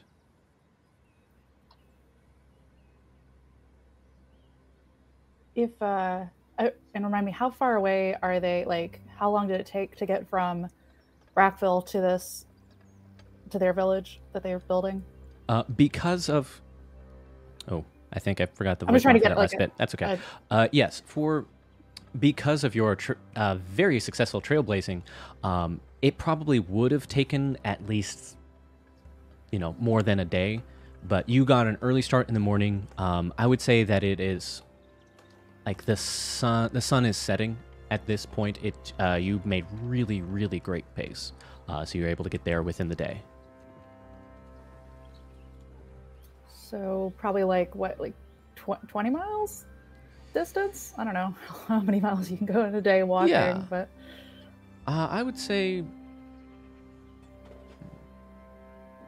it's enough that 20 they're miles. not like Yeah, setting 20 up. miles seems roughly appropriate. Yeah. Okay, I was basically my thought is I was gonna ask him like basically why did you choose to set up so close to this city that seems to not, or that initially served a god, or not god, but like a guy who you didn't like. Mhm. But they're not that close really, so it's fine. Well,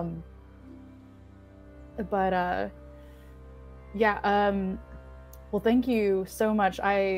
We are incredibly humbled and appreciative, especially for you to show us so much and trust us, having known us for such a short amount of time. That really means a lot. And thank you for answering my borderline, potentially offensive question. I ask only because, us humans too also are susceptible to being swayed and changed by people of zealots of ill repute. Not that this is the same, but I got a couple of cousins that are real suckers for a multi-level marketing scheme, and they just turn into the most awful people. No, trust me, you do not want to be around them. But I think all beings are capable of being swayed, but it's good to know that y'all are of strong stuff, and it sounds like you have, a sturdy backbone and a kind heart. So I think we can have a long and hopefully successful and mutually beneficial friendship. I will say, let me perhaps we could drop sort of a potential charter of like what y'all are looking for too, that I could, that we could take back to the village and just say like, hey, here's the deal. If you guys want to have any sort of diplomatic relations, here's kind of what they're looking for. Is that something y'all would be interested in? You see that despite himself, like, has been getting a bigger and bigger smile kind of during his speaking. I am certainly aware that people can be swayed to do ill. I know that, well, very, very personally. And at the same time, they can be swayed the other direction with time. Hell yeah. Was it? Yes. I think that you and Colin would have gotten along quite well. Well, I think the primary things here, as far as what we want, independence, first and foremost. And then, well, optimistically, maybe even change a few of those stubborn minds back at Brackville. Then, as far as what you might require of us, though some things may change, some things certainly do not. I suspect that you would like our assistance in any further UNT activity, or at the very least, supposed defending against draconic threats. tempered, of course, against your more overzealous members.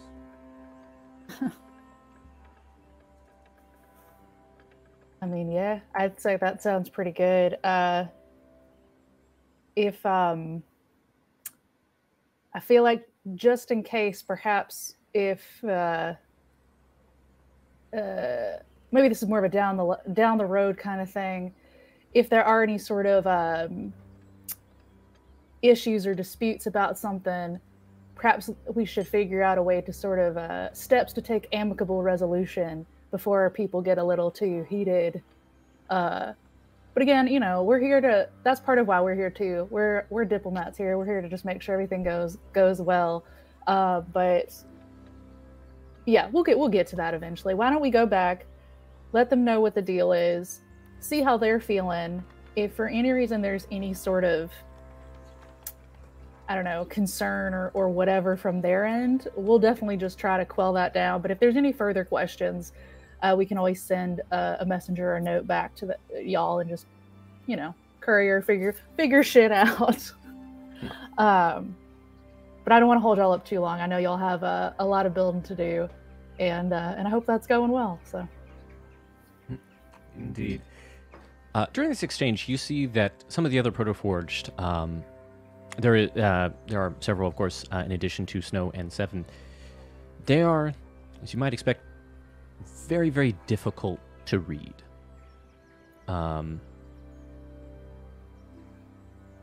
You see, like, some of them focusing on you.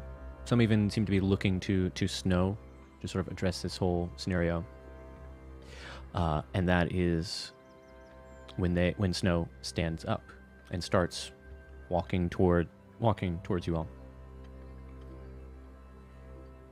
Suppose change cannot come all at once. But if you are interested in at least beginning that process, then I think that we are in agreement. In this moment here, as they like step forward, also actually before we get any further, the other folks, is there anything that you want to say? that was gonna be my next thing. I was like, good job. I don't have anything to say, but can I take a peek at the map that they're kind of standing in front of and just see what's going on there? Yeah, you can discern realities, which is this game's system's version of the perception check, functionally.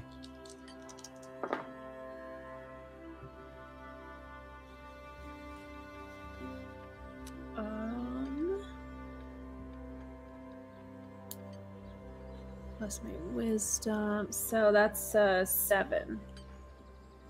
A 7. Okay. Okay, so you get to ask. So discern realities on 10, you get to ask 3 questions from this list. 7 to 9, you get to ask 1 of these questions.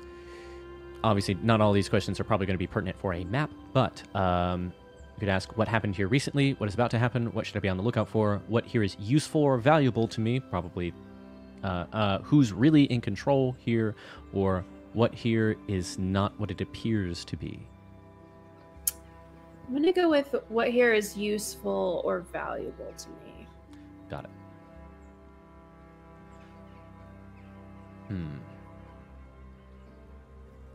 Okay. I would say notice two things that stick out to you looking at this map. You kind of get a somewhat of a look at it since it is upside down from your perspective, and presuming, as you said, you know, sneaking a peek, so you're probably just not like eyes glued to it, staring down at it, full on like SpongeBob and Patrick. The map. 2 things stick out to you. 1, this map seems pretty old. Like if this is a new settlement, this map seems a little bit older than you would expect. And in fact, in the very corner, you even see a signature that looks amongst this sort of elvish amongst this scribble here, you do catch a big C and a big P possibly standing for Colin Pendergrass. The other thing that you note is that there are some newer markings on this map. Some what looks like, one, there's definitely a mark where Brackville is. You can recognize that much, at least from the map. And you even see what looks like a few, like, either like camps or some like markings. There's like red markings here and there, which you think might be some UNT camps they have scouted out. Sort of like in this dotted pattern, more like towards their side of this side of the island, which is new information to you, potentially valuable for Brackville.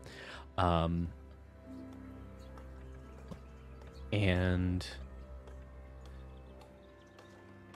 last thing, I said two things.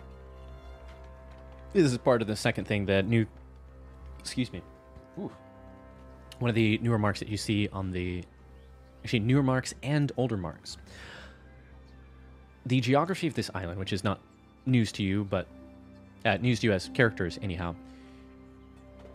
There's a lot of jungle and beach all around. It's an island, but in the center there is a very, very tall peak, this spire, this inactive, like it resembles an inactive volcano. It has never, actually, for one, the top of it is remarkably intact, which this is something that you would have clocked from Brackville as well as going through the jungle. The top of it is much more intact versus how you've seen it before, which looks like there's some like big eruption or something between in this 800 to 900 year span that the caldera is much larger. And so you notice the shape, but also the notes. Like there are some small scribbles that look like it's in the same hand as Colin Pendergrass, the signature in the corner. Too small to really make out what it is, but it seems like there is some sort of interest in this spire at the center, and then some newer marks as well, sort of like drawing some lines to it. You see some scribblings, even a couple of question marks, like something is going on there, but you don't know what exactly. So that's what you get looking at this map. Great. Mm-hmm. Patch, any questions? Or stuff? No, I mean, talking is pretty much Beau's forte, and Patch is more than happy to let him take the lead on that. I kind of wish Matthew was here right now, though, because hopefully everything is okay. But in-game, Patch would definitely be keeping one eye, at least, on a disturbingly quiet opera. Yeah. I don't want to speak too much for opera. Yeah, it is no, I agree that. But that's what I was she'd about be to say. doing It is a shame. Yeah.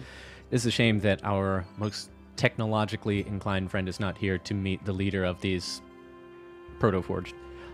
Even after some pouty feelings about the fact that there is some magic involved, not just technology.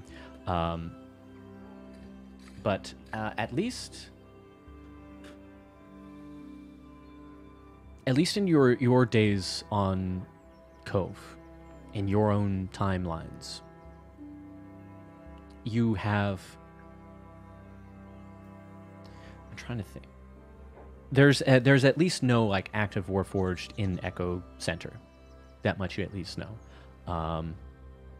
And at this point, I'm going to say that rather than making more sweeping generalizations about the state of lore of Quelmar at that time, I'm going to say, yeah, like this is still a new experience for you, meeting even a prior version, but even so, like a Warforged, Proto-Forged.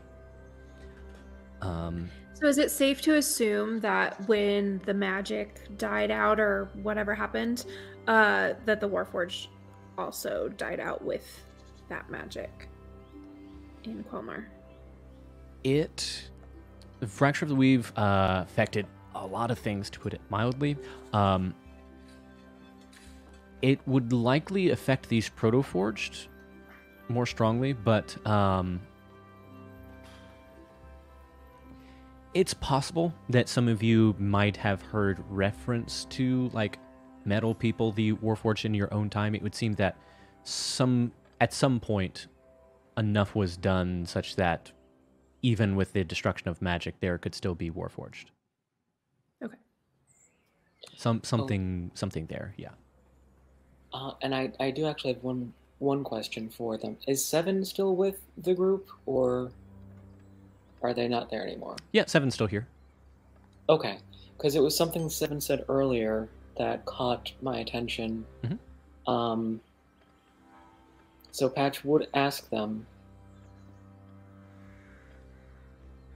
I saw something earlier, shortly after the ambush.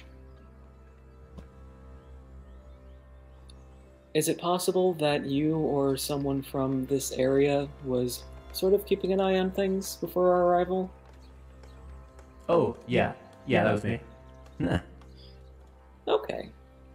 I figured. Yeah, just, cute little scouting out. Was kind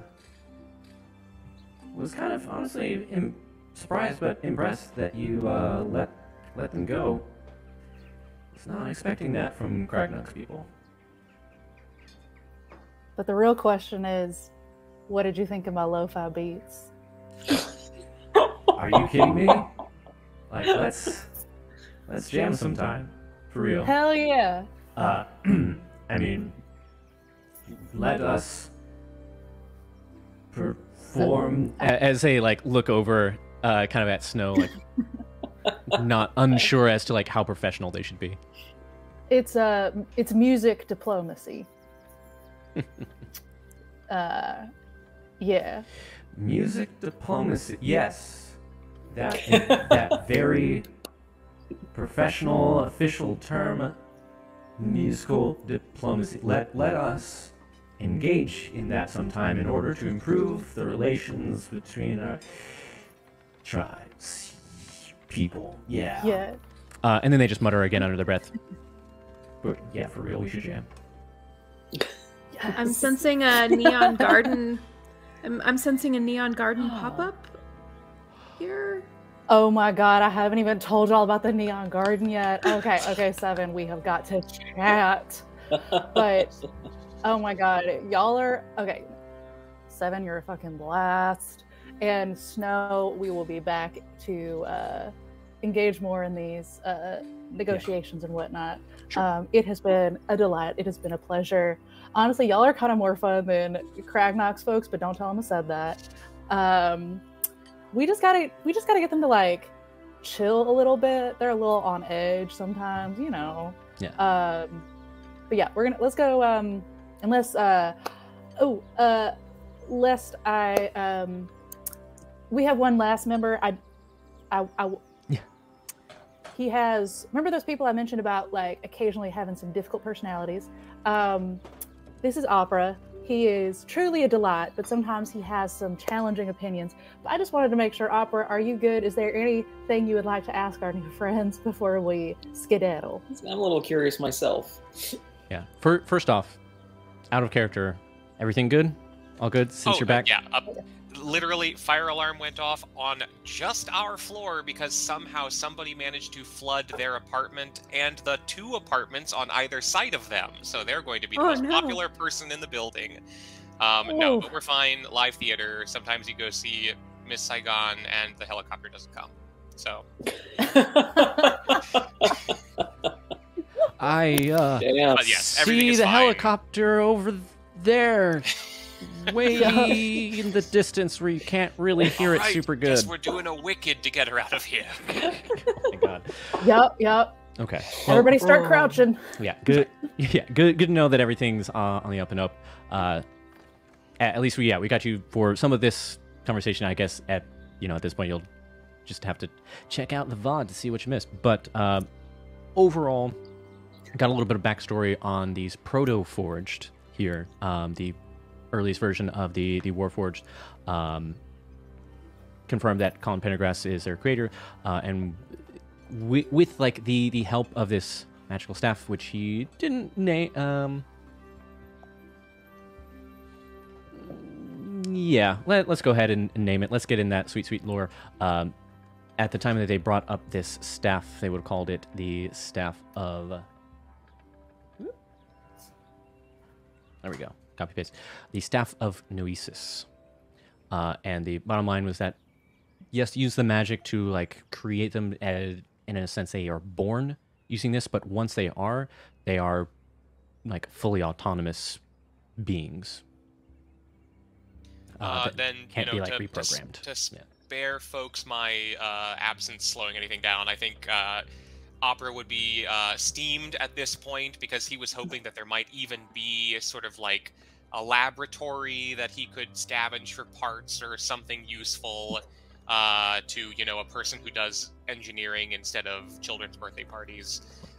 So he's going to just sort of silently steam that they weren't even made in a laboratory. They literally just came out of a staff. Well, so here's the thing. Like this staff is like the spark of animation, but like the original creator that Colin Pendergrass is an artificer.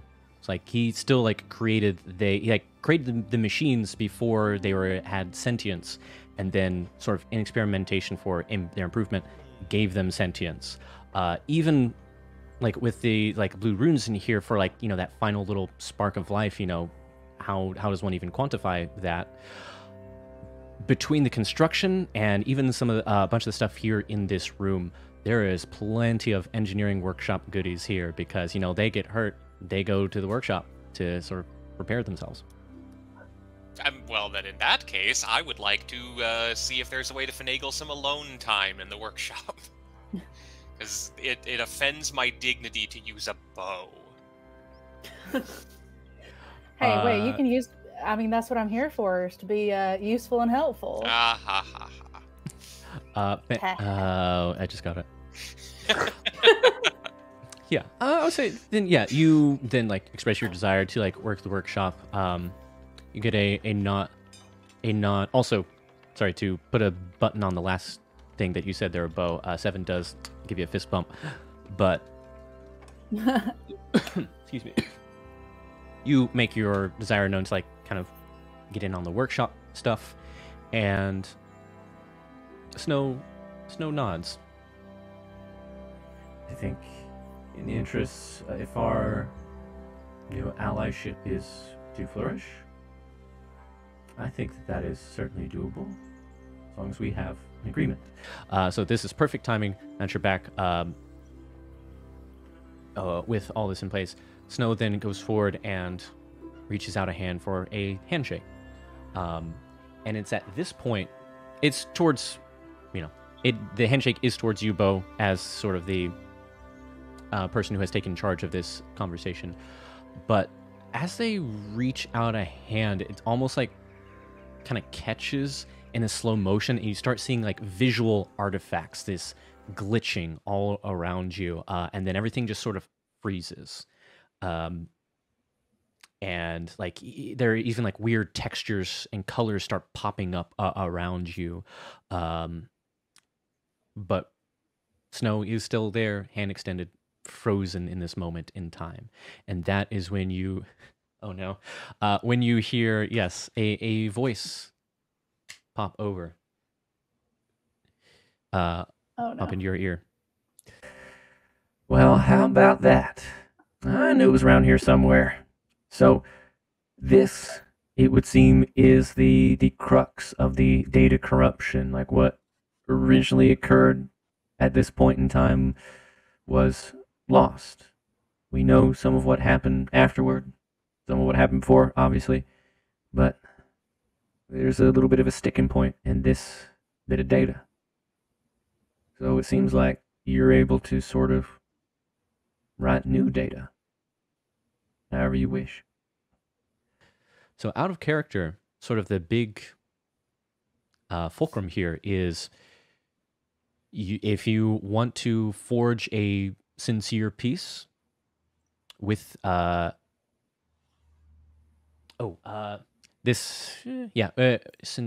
a sincere peace with this colony of Protoforged, and you may do so.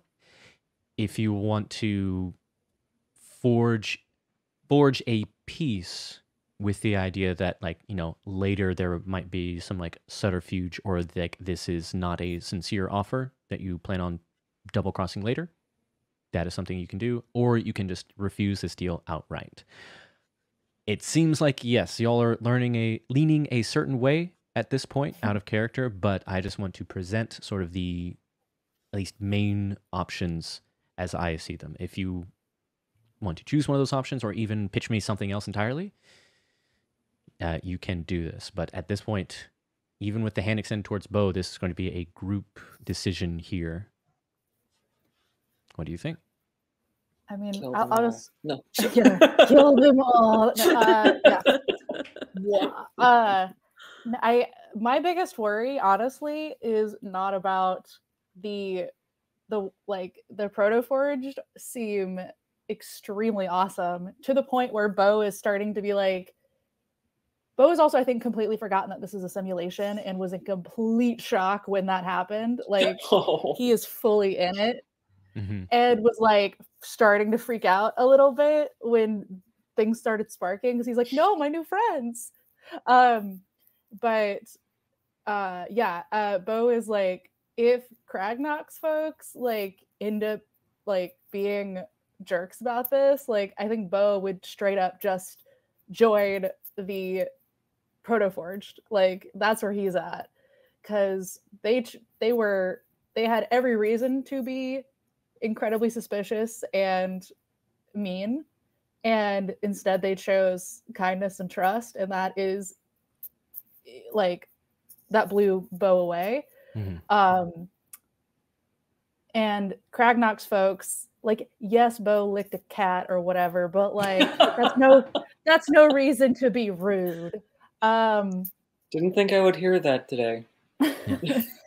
It's so I think he's more worried about Kragnux folks, basically, like, either being just at best just being rude, but at worst potentially sabotaging or jeopardizing this potentially incredibly lucrative and advantageous like partnership. So that's where I'm at. Obviously leaning towards. Yeah. And it strikes you as well, like they said as much, but and this is also something that Jonathan was not even fully expecting. The fact that you know, it's certainly a tense moment, but the fact that you all were able to negotiate at least a partial, a ceasefire, temporary, with that group of UNT, and Seven saw that, helped things out immensely. Like, clearly they still treated you with some suspicion, but that definitely made things a lot easier, witnessing that. Bo's a lover, not a fighter. Okay, so it sounds like Bo's on board with a sincere agreement. Thoughts from other people? I could support a sincere agreement, but Opera has his own motivations, of course. By gaining access to the advanced technology available to these children's party tricks, perhaps the followers of Kragnux can slowly, of their own accord, discover the true force of artifice, namely modern scientific and engineering principles, and thereby they will one day overcome their superstitions, putting aside the brutish and primitive church of Kragnux and embracing the true church of Linux. Oh no. Oh no. I hate it, but it's so good. I hate it. Right? Yeah, I can't even poo-poo on that one. I'm so well torn. I'm mad at it. I am mad. Right? I am mad, but I will still say well played. Okay. It hurts so good. Oh. So yes, all aboard for peace. Okay. I would say that, like, even if it's not like the most pure intentions from Opera, the fact, like, the Portforge will likely would look favorably upon improving their technology. Jonathan just had an idea. Yes. Going to write something down. That's never a good sign. I don't know, maybe.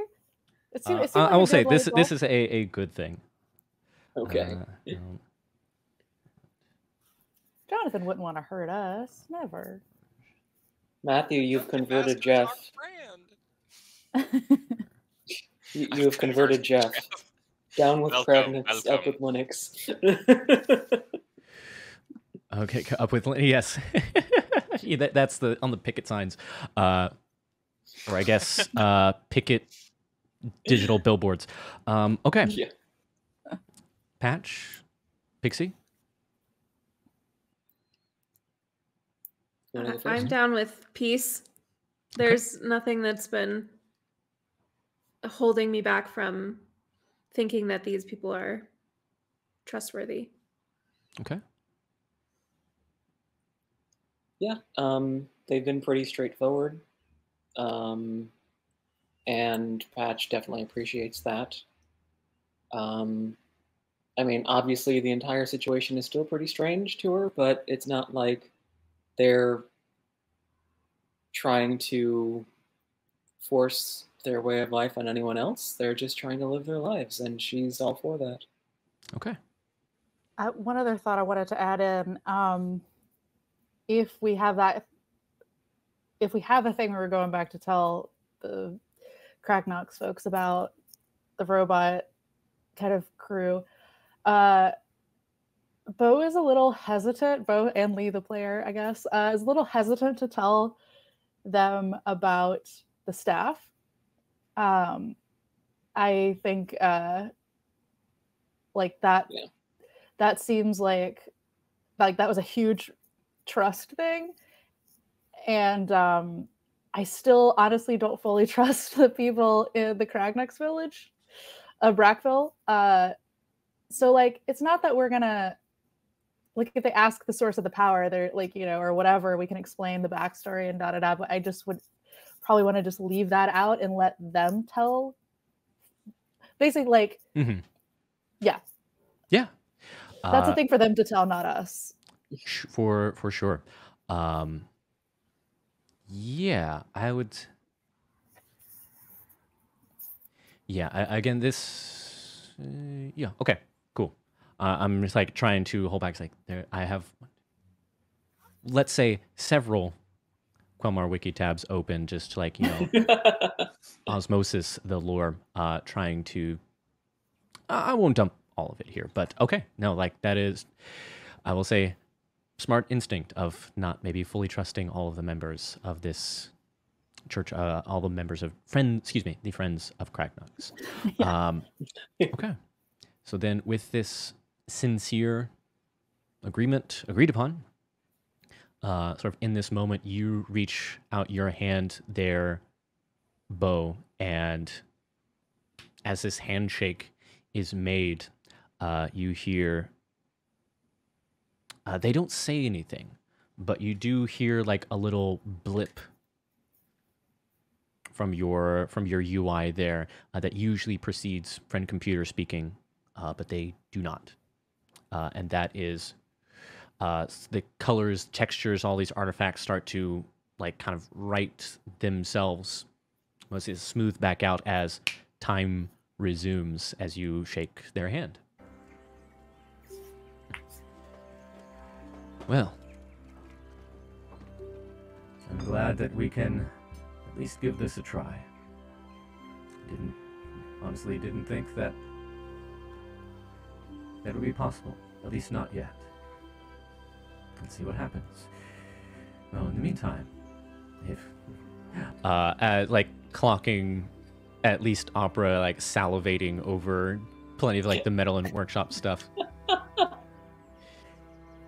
I think perhaps as the first major test, a common interest, common goal, there is some plans that we're working on, just in case, well, the worst happens and Tiamat returns. As mentioned, we'll see how things go with the church, but that is at least something that we can agree on. If you'll follow me, we've got a sort of prototype workshop nearby. And you leave this building here. As you walk out into the middle of the square, for just a moment, you have a like almost an Sorkin walk and talk here. But Snow does not get to any like major details, just like this something that they're working on in case Tiamat returns.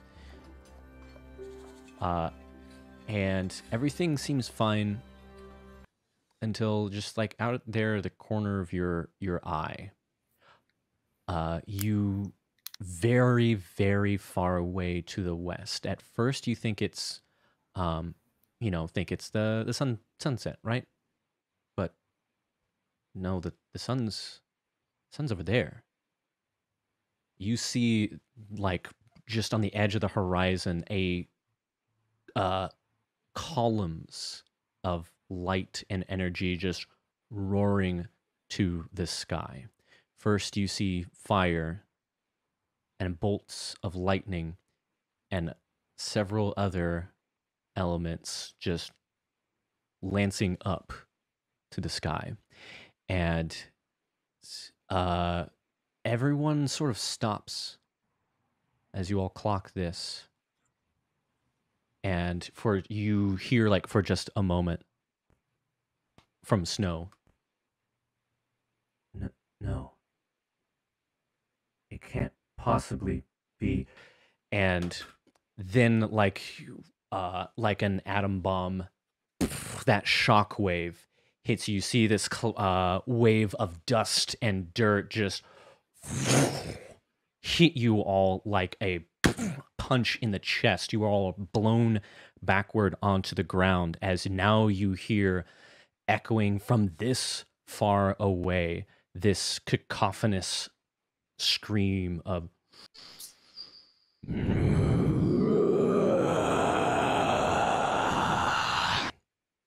and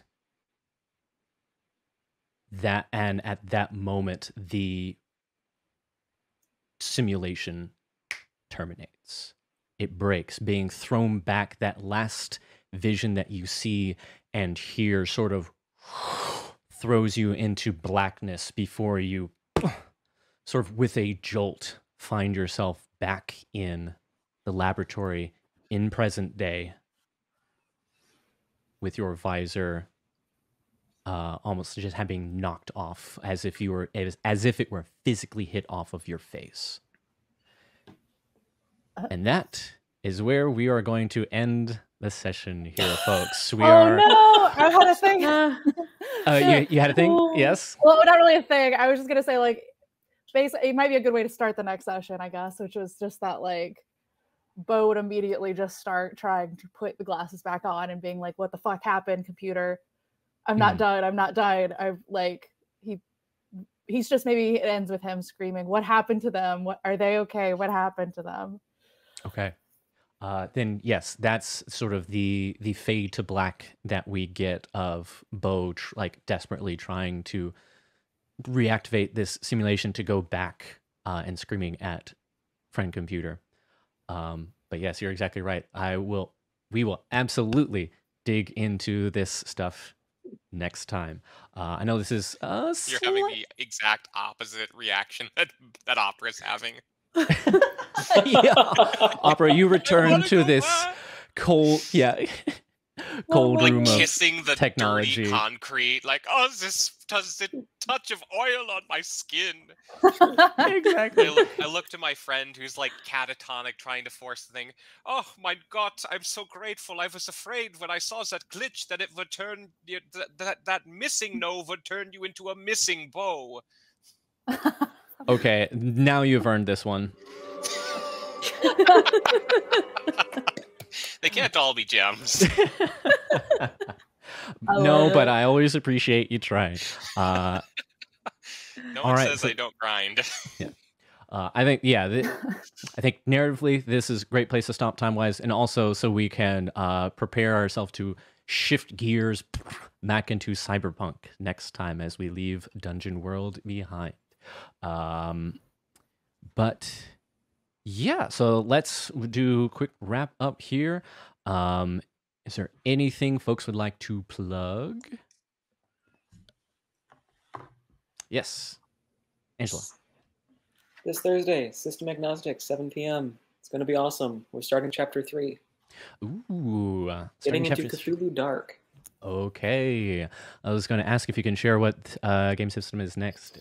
Fantastic. So, I look, I know what it looks like. I promise is an independent idea arrived out of like Johnson to various game systems. System agnostic, yes, is shifting game system between arcs. Promise, it was and arrived at entirely separately. But that being said, if you like all this game system hopping, yes, please check out System Agnostic there on Thursday, as well as all the other wonderful Quelmar shows coming up. We just started Plant Girls, brand new stream here for Quelmar with several our folks. It's unfortunately I was not able to watch that original stream because I was at work. But from what I understand, it's Plant Girls. It's what it says on the tin. It's very fun, and you should go watch it. Cool. If that is the only plug, all that's left is if you're not already, you can check out. Whoop. There we go. Just drop there into the Discord. If you are wanting to, if you want to join Quelmar and you're not part of that Discord, we welcome all potential players. If you're, you know, as Seb would say, as long as you're cool, you know, by our standards, nerd standards. There's also the main website, Quelmar.world. We've got the wiki, the Quelmar wiki, which I have pulled. I am very glad it's there because I got to pull so much lore for like this entire game, just to eat on that. So if you want to join the Quelmar world and get in on this shared world storytelling, by all means. That also leads into two last quick plugs. In June, we've got Quelmar Con coming up. If you're interested in actually coming out over here to, it's going to be in Virginia. Convention, we all get together, play all sorts of games, not just D&D or like whatever. It's a lot of games, a lot of friends, a lot of fun. Come out and be nerds with us. And last thing that I will mention is, maybe some of you have been waiting on tenterhooks. Now we have officially, have a soft open for the Quelmar Lending Library. Me plugging that as the Quelmar Lending Librarian. We are now the doors are open, at least mainly focusing on local lending. So if you're in the State College area in that Pennsylvania, check out that Quelmar.world website. There is a tab for the lending library. You can check it out, see what we got to lend out, to borrow for you to run your own games. It can be expensive to do so, and we are here to try and lower those barriers, if not completely do away with them. All the information is there. Here to sort of like make sure that the system works, see what the level of usage is, and then soon, once we make sure that everything works, then we will open up to shipping elsewhere. Because yes, not everyone lives around that area in Pennsylvania. I certainly don't. So that, yes, is something that we are working on that will be available soon. I think that's all the plugs for now. So, to the last little bit here to wrap things up, yes, as Coffee Vampire here has redeemed, as well as Unlikely Gamer 1. Yeah. Yeah, hey, we'll see what we can do. We will see what we can do. All right, until next time. Ready? 1, 2, 3. Keep rolling the dice. Those. Muted. Either way. See y'all next now time. that we've got partner computer, it should be them. Keep rolling them dice. You are absolutely right. Good night, everybody. Just remember, Y'all keep rolling them dice. Yeah. Beautiful.